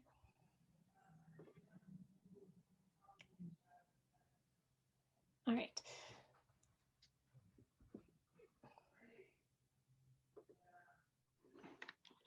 All right. After we've identified significant genes, we can plot some of these genes using violin plots. So specifically, we can look at the expression of certain genes across the different clusters. So here we're looking at, we've chosen 2 genes, this MS4A1 and CD79A. And so you can just take a look at the expression of these genes across the 8 different clusters here and see that they're highly expressed in cluster 3. If we don't want to look at normalized expression, we can also use Seurat to look at raw counts as well. And so for 2 other features, this NKG7 and PF4, we're looking at the raw counts here on these violin plots. And you can do that using the slot equals counts part of this function. All right.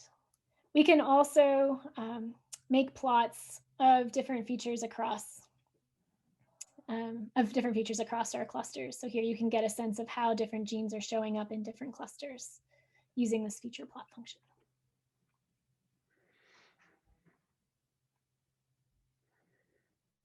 All right.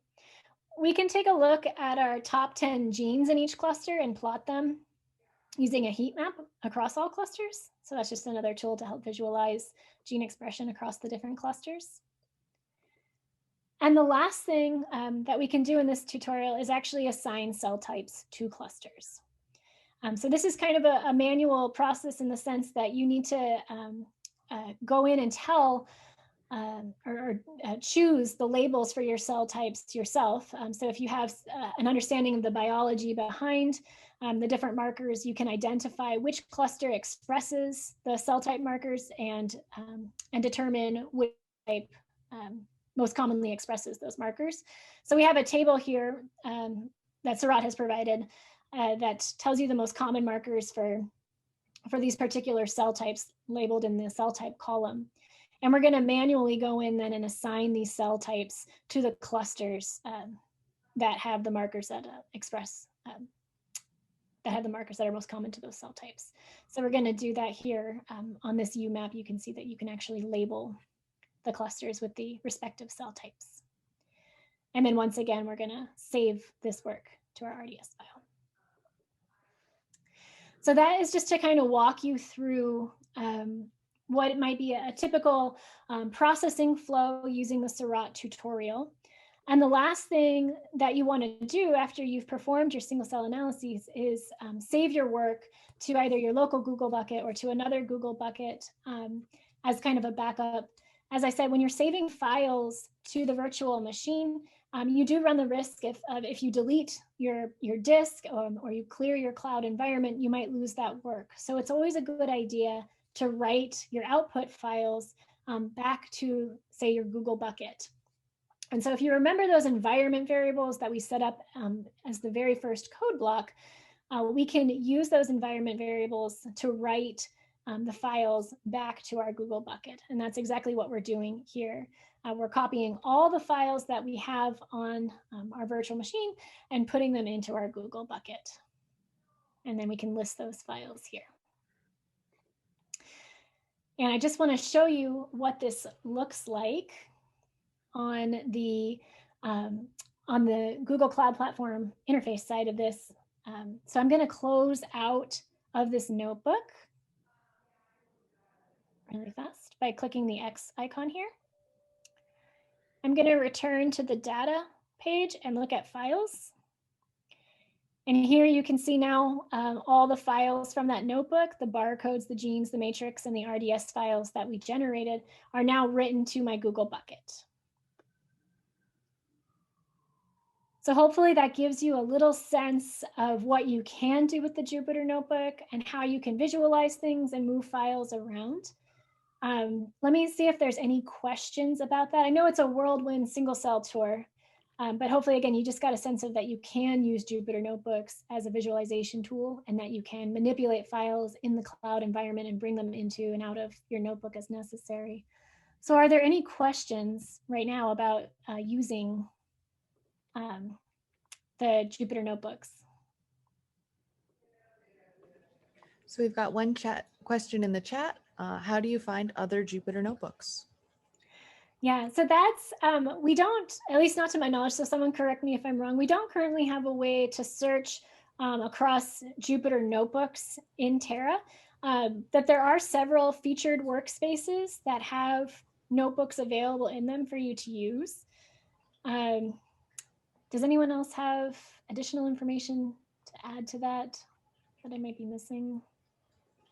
The closest thing to it is searching for workspaces or sharing workspaces amongst you and your collaborators. Those would come with the notebooks attached to them as well. Yeah.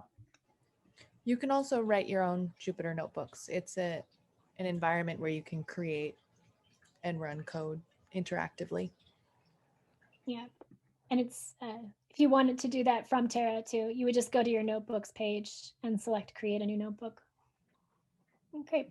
Okay, so if there are no other questions about notebooks specifically, I'm going to go ahead and go back now and look kind of at the outputs of our Cumulus workflow, because again, we had that running in the background while we were doing this Jupyter Notebook. So I'm checking my job history here, and I see that the Cumulus workflow has completed. Again, this should only take 11 minutes roughly to run, so I'm hoping that all of you also have a successful run after setting up our workflow and launching it. And I'm going to go in and explore those outputs just a little bit here to show you what Cumulus produces. So I'm going to go to the data page in my workspace and go down to the file section. This is where we just were as we were looking at our outputs from our Jupyter Notebook. But here you now see a Cumulus folder in your file section of your data page. So I'm going to select that. And we see that downsample brain folder. So we're going to go into that. So here inside this downsample brain folder, we see all of the outputs that Cumulus generated. So several of these are visualization and embedding files. We have our differential expression file here at the top, this DE. You could download this file if you wanted to look at the different genes that were expressed in the different clusters. I'll just open this up really fast just to show you kind of what this output looks like. We can see genes that are up and down in each of our clusters that we have on this downsample brain data set.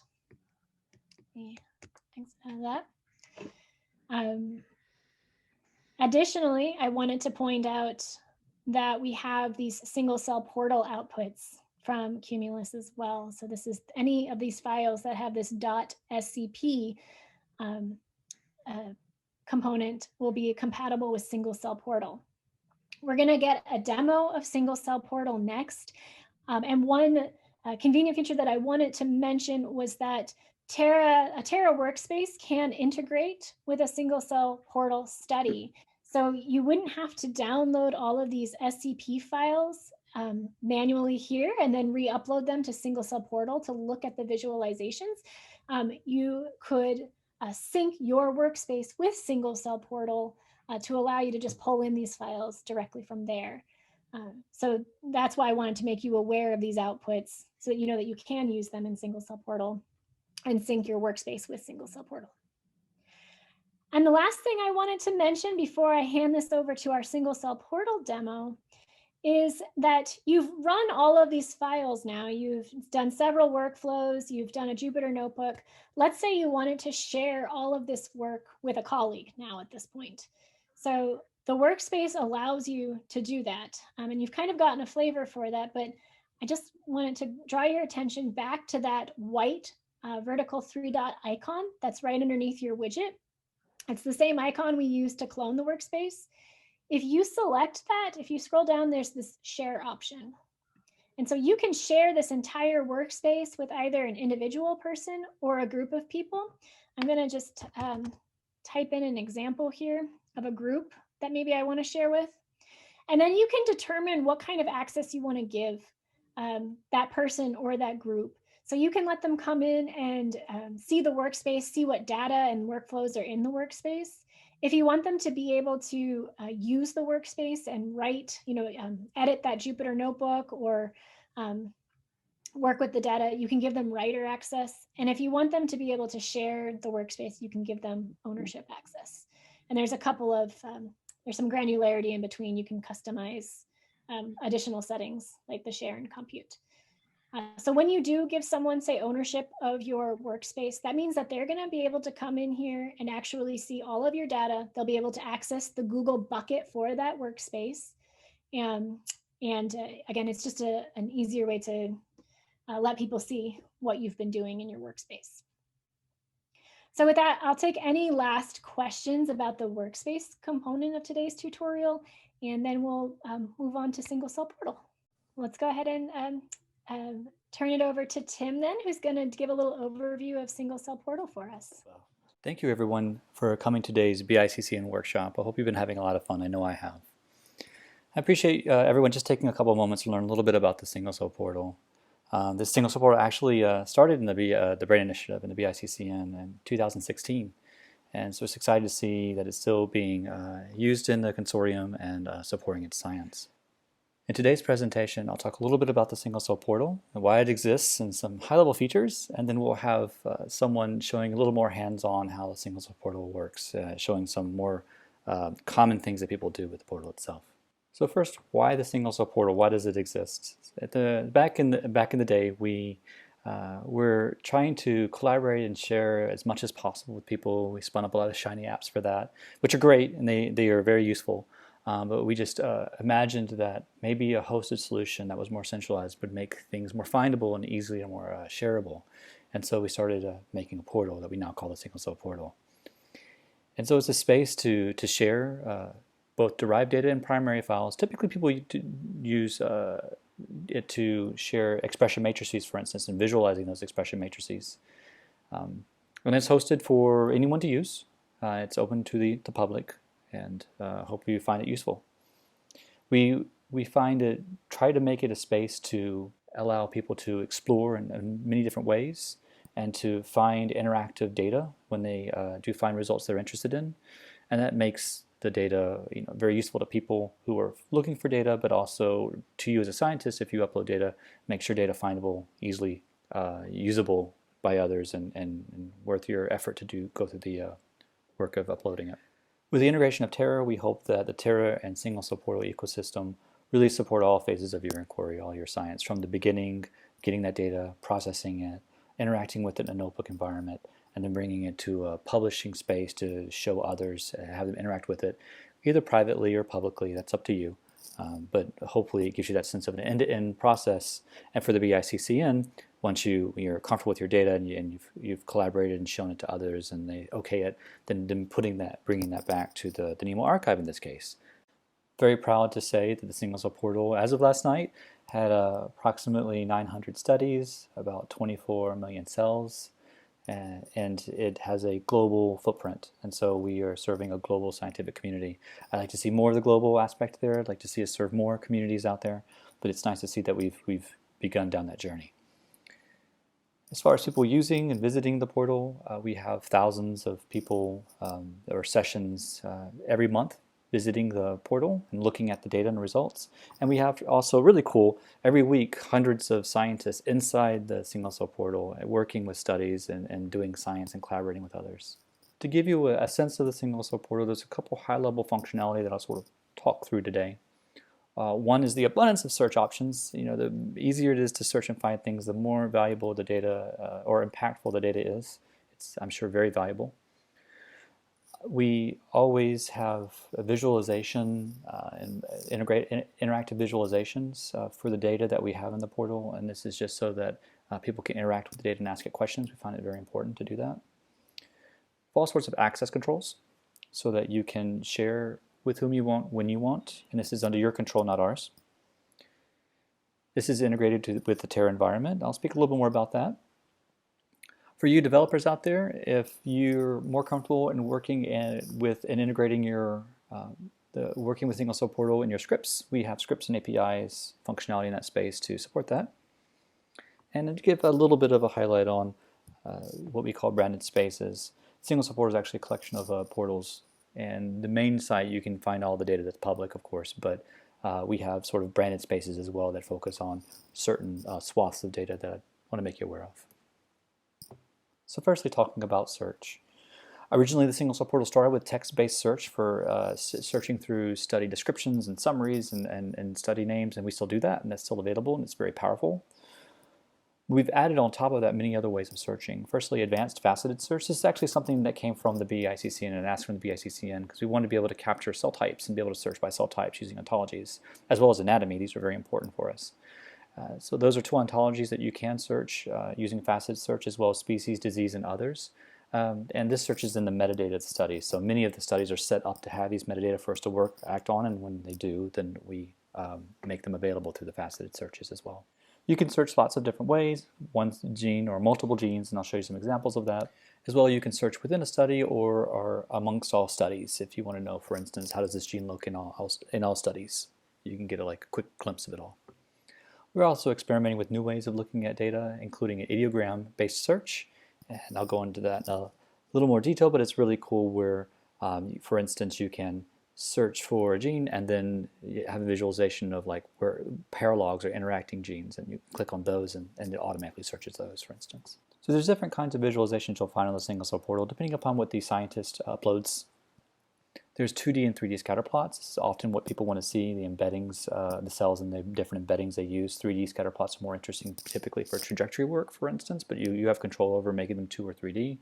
You can search genes within these plots, and you can have all sorts of different metadata painted on top of them, whether they're categorical or numeric, to sort of inform the embedding that people see. If you search for a gene, with either in one study or between studies, you'll get violin plots to get a sense of what's the expression of that gene within different categories, like cell types, for instance. If you search for more than one gene, you get the typical dot plot. And if you're interested, you can also select and get heat maps as well if you want a higher resolution to the data you view. If you uploaded BAMs, you would be able to have access to an IGV browser for that BAM. This is not something people do often with the single cell portal, so if you end up doing this, please let us know and give us some feedback on that feature. Another thing that you can do, if you have CNV data, for instance from InferCNV, which allows you to infer CNVs from single cell RNA-seq data, if you upload that data, you are able to have a visualization where people can see it in sort of like on an ideogram. And you can see, for instance, here depletions or enrichments of regions. A fun thing that we'll show you a little later on is also that you can, on the fly in the UI, create and share cell annotations, which is, I think, a very important part of the conversation right now. As a heads up of something coming soon that I'm very excited about. So currently we do not support spatial transcriptomics, but we are moving towards it and working with the Micosco team, for instance, on being able to support the molecular data from spatial transcriptomics. And so you can see on the bottom left-hand corner, a UMAP representation or TSNE type of representation where you see different cells based off of transcriptomic similarity.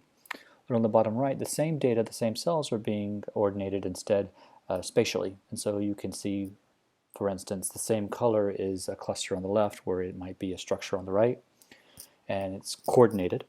And above you can see, for instance, what it would look like to search for a gene in this space where you might see the gene light up in a cluster and you might see it line up in a structure as well. So if you have spatial data, you're wanting to put it in these kinds of views for people so they can query it, please let us know. Please contact us. This here you see an example of slide-seq and a slide-seq puck, but we hope this will generalize to many different modalities and different assays. The single cell portal is highly secure. It is currently operated as a FSMA moderate environment for several NIH offices. And with that, we also allow many kinds of different access. You can make your studies public or private. You can share them if they're private. You can have them embargoed if you're interested. And within those, there's different kinds of roles, including edit, view, and reviewer. These are things you control. We don't control them ourselves. These are things that you do as you want in real time. Single cell portal is integrated with Terra. I know we've had a lot of fun learning about Terra today. Just to give a sense of that, whenever you create a study in the single cell portal, it creates a workspace in Terra. So if you wanted to, you could log into Terra afterwards and you could work with that data that's in your study in a workspace and get all the different kinds of resources like notebooks and batch processing that you get from the Terra side of things.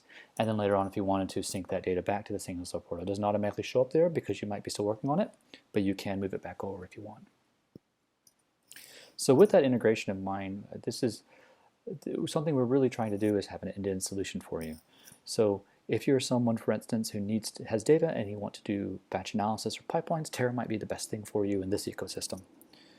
If you're wanting to interact with that data, do custom analysis or bespoke analysis with that in an interactive way, then scalable notebooks might be a solution for you, especially depending on how much data you have to work with.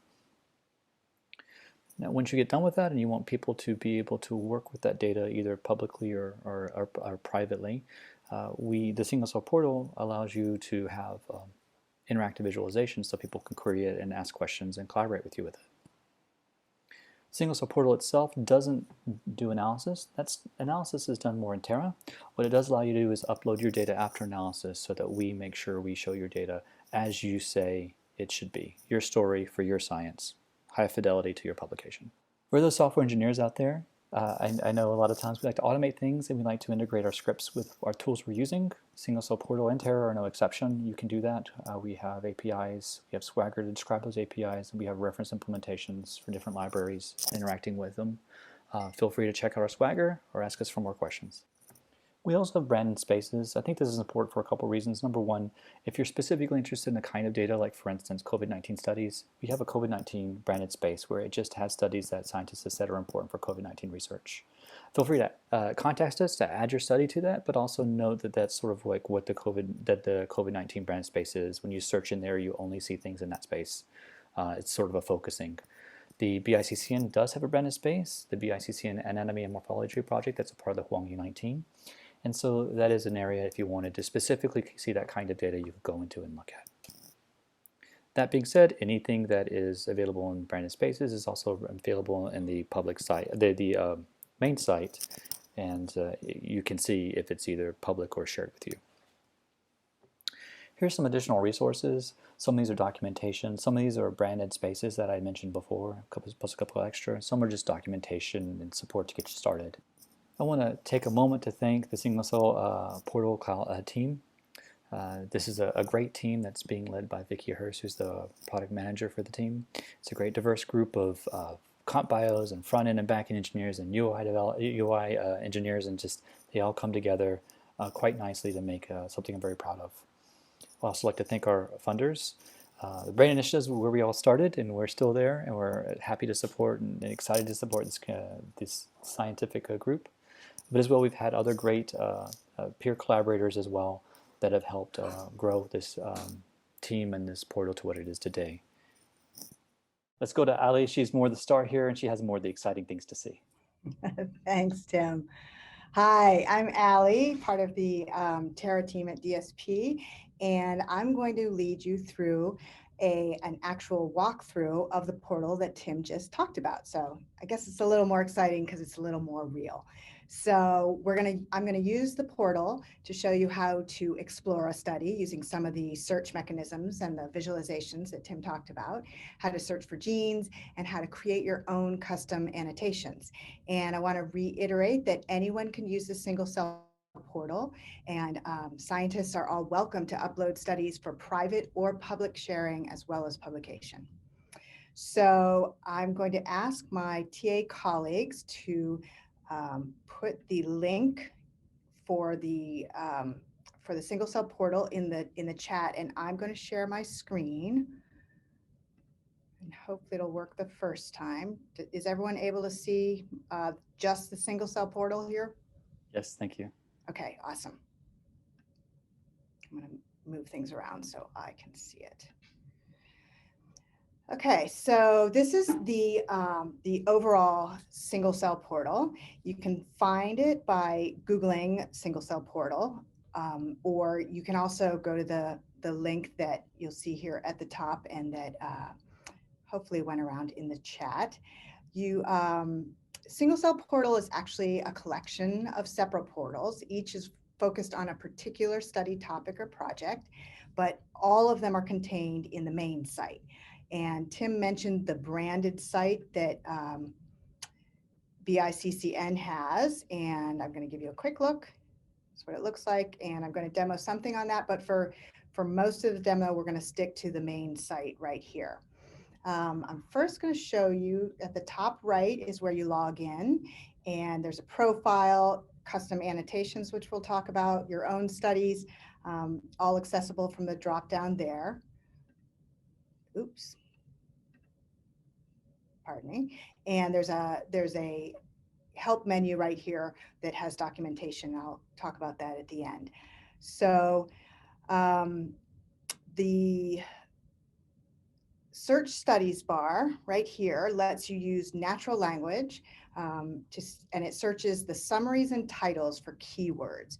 So as an example, if I typed in astrocytes, and I don't even have to type because I did it earlier today, you can search for that, and you see there are 10 studies found. Some of them have astrocytes in the title, and some have that further down, it's highlighted.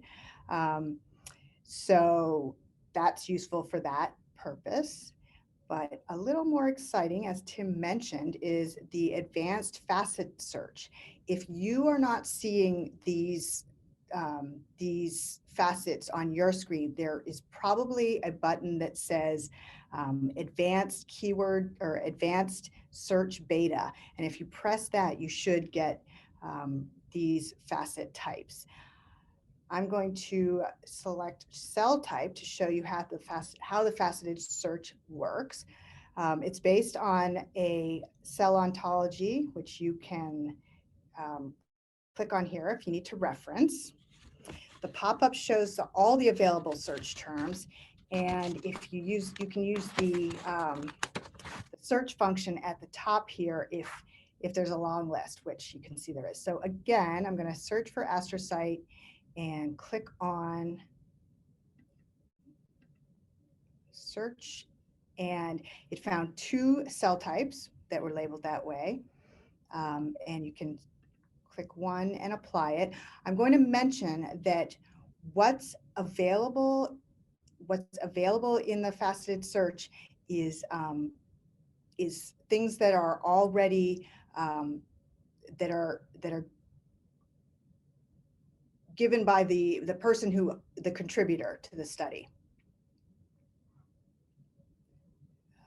So if I search for astrocyte, you see there are more studies. The reason is a faceted search is actually 2 searches in one. It does the facet search, and it also does the keyword search that we already did. So it will always be a larger number.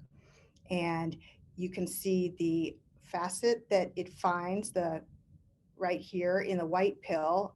If you were to search multiple facets, some might have 2 white pills or however many you search.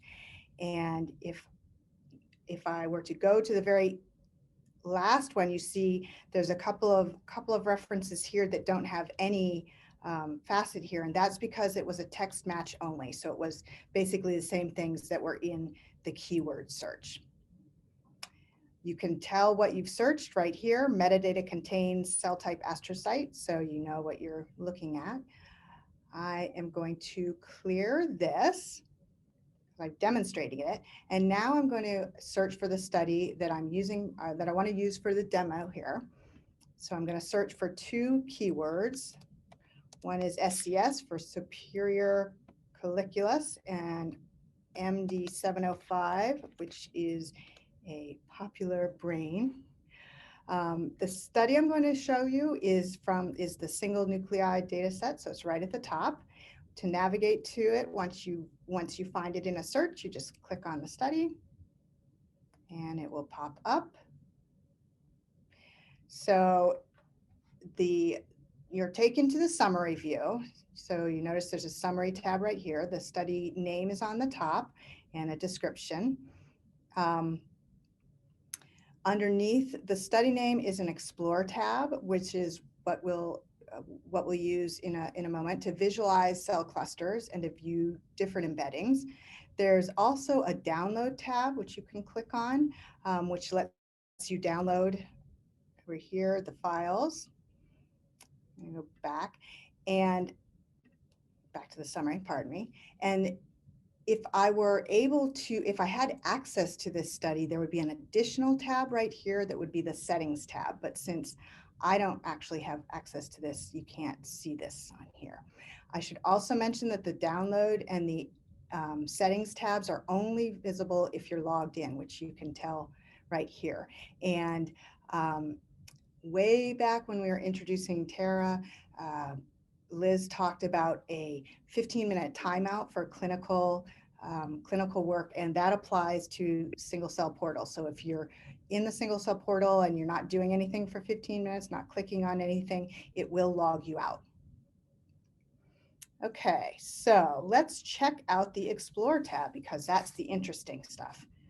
So the Explore tab for this study is going to show the default embedding, which is a t-SNE graph. On the right is the key for the cell clusters. And if you want to isolate something, you can turn them on and off by clicking once on the key and then turn them back on by clicking a second time. You can see the clusters are astrocytes, excitatory neurons, inhibitory neurons, etc. You can change the embedding and the metadata shown in the graph with this view options icon. You click on the link. For example, if we wanted to change the t-SNE view here, we could change to a PCA view. This is a 3-dimensional, so you can rotate it, but we're going to stick to t-SNE for now. You can also change the annotations if you want. Right now we're looking at the cell type. We could look at the end genes if we wanted to see if there's enrichment of more or less complexity, which could indicate a batch effect. There's none in this one, so that's not so interesting. We'll change back to the cell type. So the embeddings and metadata that are in the drop-downs are provided by the study owner. So when you upload your own study, or anyone who uploads studies can include any number of categories that they want. And there's no assumption that there's going to be the t-SNE or PCA. It's whatever the owner chooses. Okay, let me see. Okay, I'm going to close these options so we have a bigger screen. And the next thing I want to show you is how to search for genes in clusters. Tim mentioned that you can search by gene name. You can search one gene or many genes. If you search one gene, and I'm going to look for my personal favorite, GAD1, which is responsible for GABA production. And no surprise, it's expressed quite significantly here in the inhibitory neurons, which you can see by the violin plot. Tim mentioned the ideogram view, which allows you to search interacting genes or paralogous genes. And I'm going to do that just to show you what it looks like. These violin plots aren't quite as interesting, so we're going to go back to GAD1. I want to mention this search uses the Entree gene IDs, and so that's the default. There's also a scatter view. On the left is the embedding of cells that have the target gene expressed, and on the right is the reference map of all clusters, which we saw before. And if you click on view options, this gives you drop downs for these again. So you can change the view. This is what really allows you to look and see what you need to see. So I'm going to close this so we have the big screen again. You can search multiple genes by simply adding a space and then a second gene. And I'm going to add RBFOX3 to this. It takes a little bit of time, I've noticed. When you add a second gene and click on the search, it takes a minute, and I'm going to zoom in so you can see a little better. So this gives you a dot plot, which shows you the relative expression of the two genes across the different kinds of cell types. If you want, you can see, you can look at the heat map, which will show you the expression across the whole thing. And you can, if you see this little magnifying glass, this allows you to fit it to the window so you can get the whole view. Okay, so when you're done searching for genes, you can go back to the original embedding by clicking on this main menu, which is the 3 horizontal bars, and clicking on the back button. And that will take you quickly back.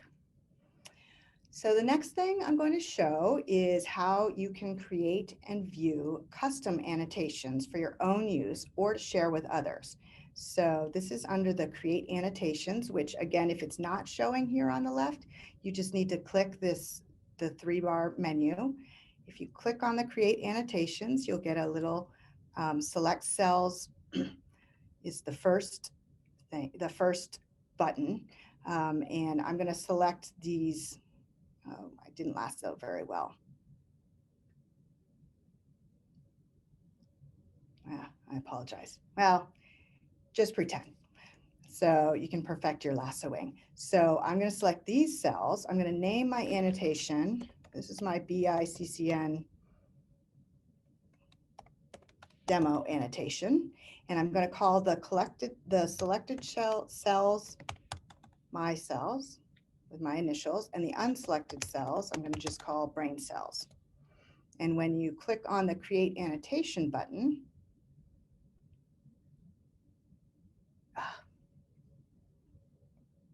if you name it the same name, it will not let you.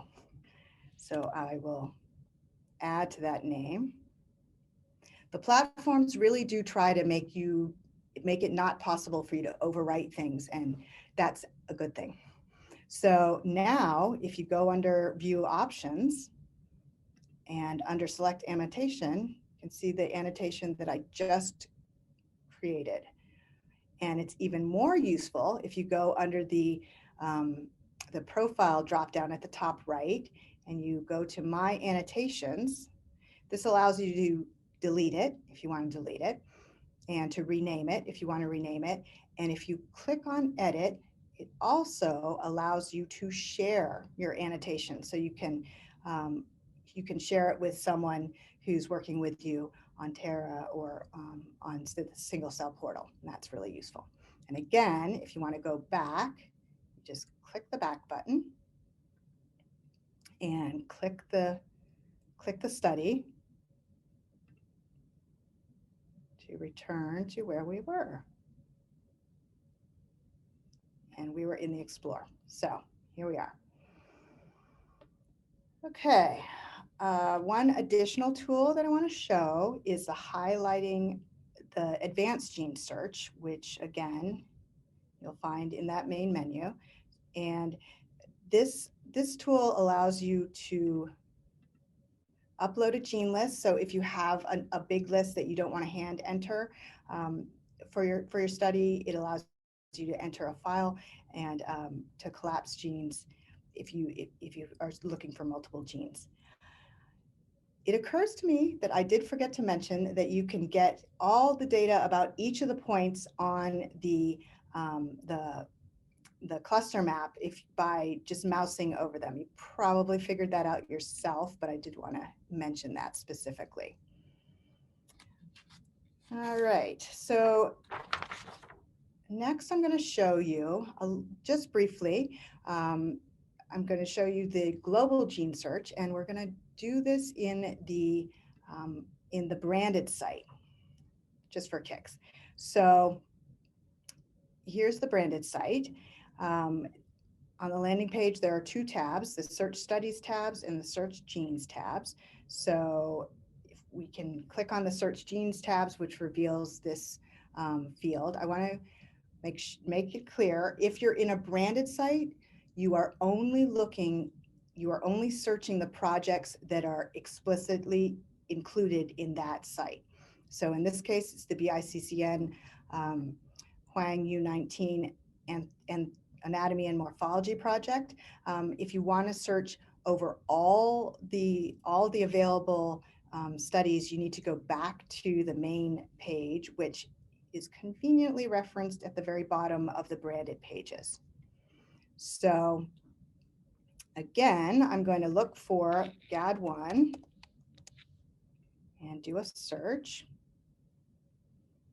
which again, we might expect in inhibitory neurons. The search returns violin plots for all the data sets across the gene that you are searching for. And you can see that this one doesn't have too much, this one a little bit more. If you want, you can see that we've pulled up multiple data sets, anything that references this particular gene, and you see the same or similar drop-down menus on the right, so you can adjust what you're seeing here. You can select other types of metadata like NGene,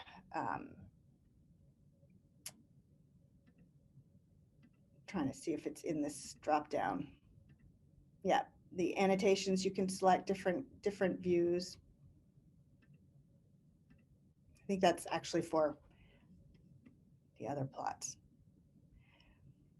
If you want to select more than one gene, you can add the second gene here. And again, RBFOX3. And when you add the second gene, you get not a violin plot, but a dot plot, which shows you the interaction of the genes across the cells, and they're grouped by metadata of interest. If you find a project that has the interactions that you're looking for and you want to explore it in more detail, you can open the study by clicking on the link.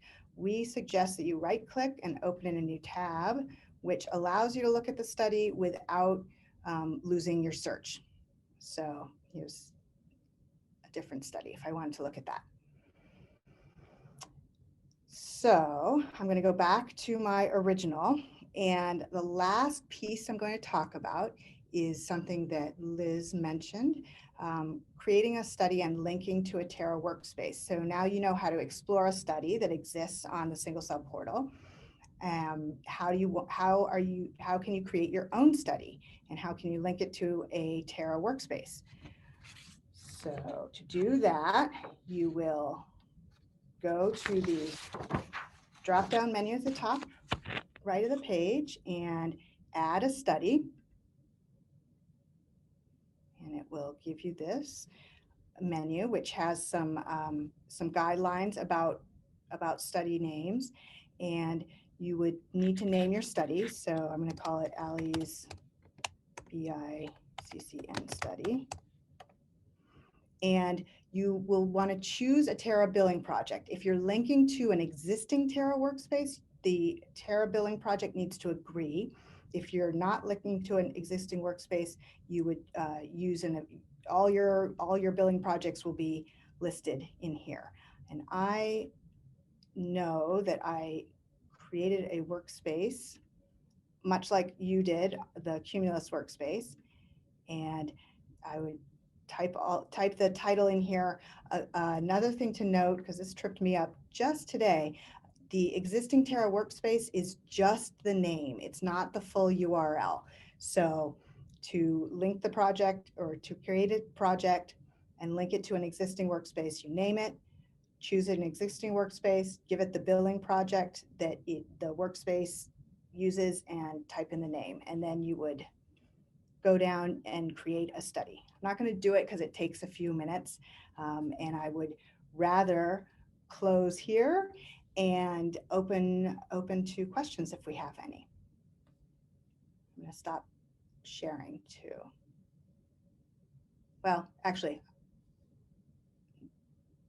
are there any questions in the chat? I know that I see there are some things in the chat, but I don't know if they're old.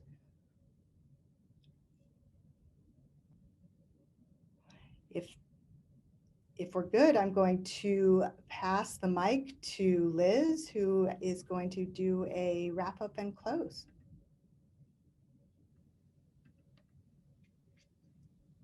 Thanks, Allie, and thanks, Tim, for walking us through SCP. All right, I'm gonna share my screen here. We've got one question while you're transitioning, Liz. Feel free to go ahead. But for Allie, what types of files can you upload?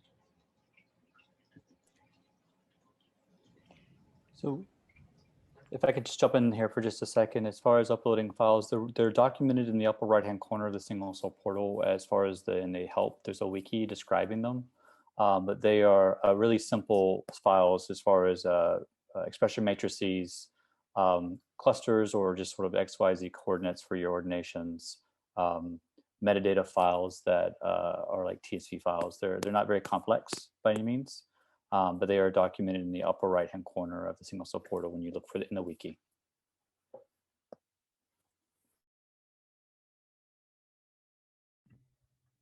All right. Was there, I just saw maybe another comment in the chat came in. Maybe not. Okay. All right. Okay, so we just have a few resources that we wanted to share with you all today, and we wanted to just do a little wrap up and regrouping. So if you all wouldn't mind, in the Zoom chat, if you could answer these 2 questions.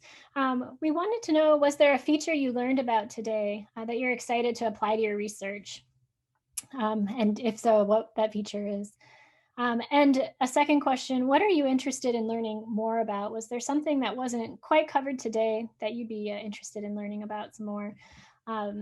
So please feel free to just put those into the chat really quick. You can answer one, you can answer both. We're just looking to kind of see what your thoughts are here at the close of the workshop. We have some answers coming in. People are excited to just use Terra in general and the single cell portal. I second that too. Are there any other comments that people would like to share?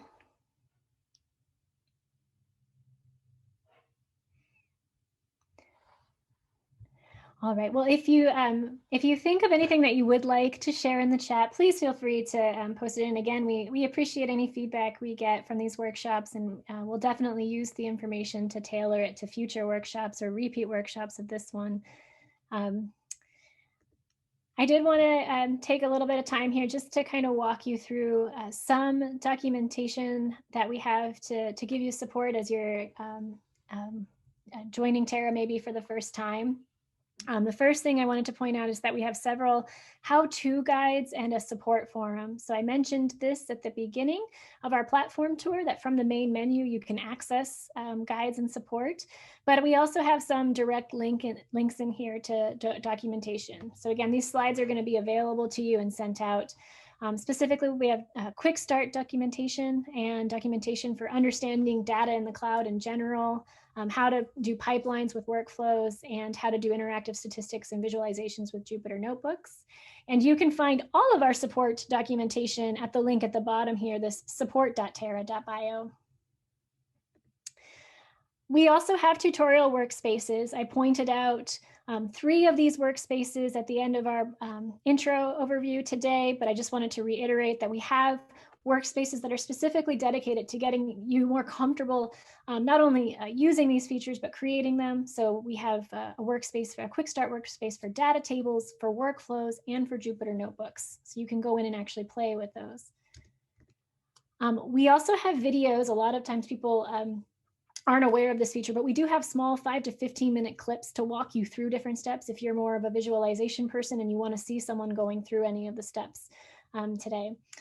So please feel free. We have a whole Terra YouTube channel dedicated to these tutorials. And lastly, I wanted to point out some of the single cell resources that that are available on Terra, and some of the tools that we talked about today. And specifically, I wanted to call out, we have a featured workspace dedicated to Optimus that will actually walk you through those different use case scenarios that we talked about when we were going over the workflow. There's the Optimus overview documentation that we linked to here. Cumulus also has a featured workspace, which is linked to here, and a nice overview documentation that will explain all the different files, types of files, matrices that you can run Cumulus on, and how to set your parameters. For those interested in using Bioconductor, we do have a Bioconductor workspace that has a single cell experiment notebook.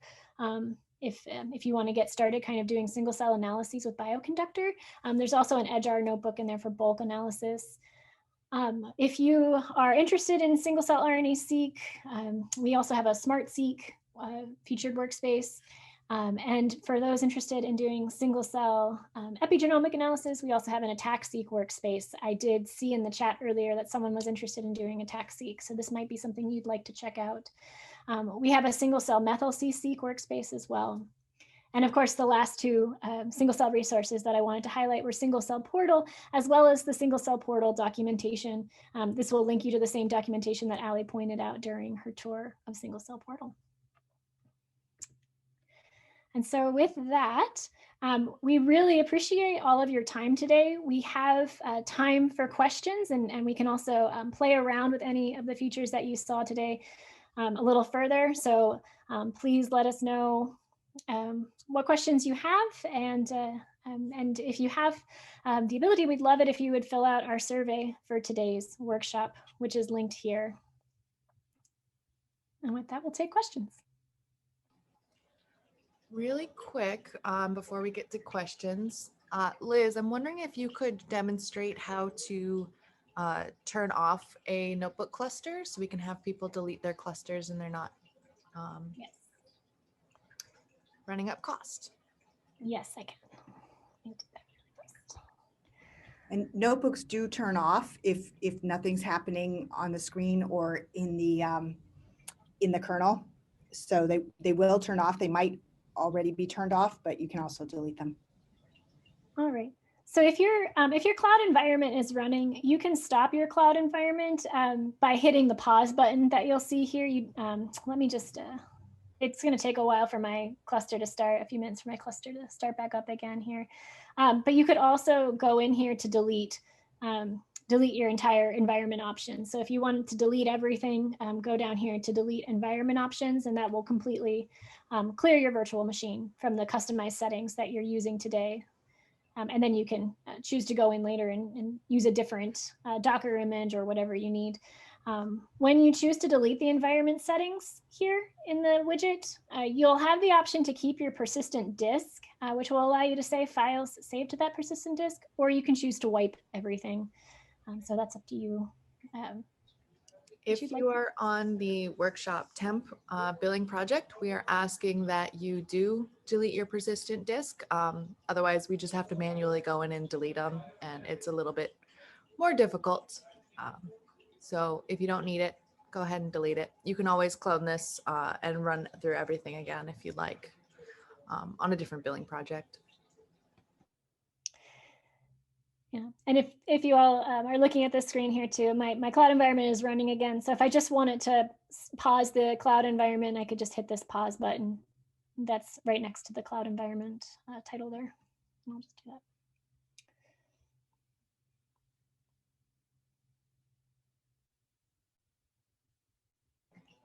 Thanks, Liz. You can go back to the slides. Okay. Oh, I guess we can go back to the slides. I'll stay here on the workspace in case someone has questions. I can also go to Single Cell Portal if there's any questions there too. I've got a question, Liz. What's the icon to the left of the pause or now running button? There's a caret and an underscore. Yeah, thank you, Tim. That's a great question. So that is your terminal to your virtual cloud environment, which I just stopped running. But if I were to click in there, you would essentially see a terminal like you would on your local machine, and it allows you to interact with the virtual machine that you've created. So if you remember, we moved files into our virtual machine, and we, when we were running our Jupyter Notebook, and we were able to list those files. You could do that also through command line in your terminal for your virtual machine as well. So it acts just the same way it would on your local machine, except it's in the cloud. Thank you. That's cool. Are there any other questions?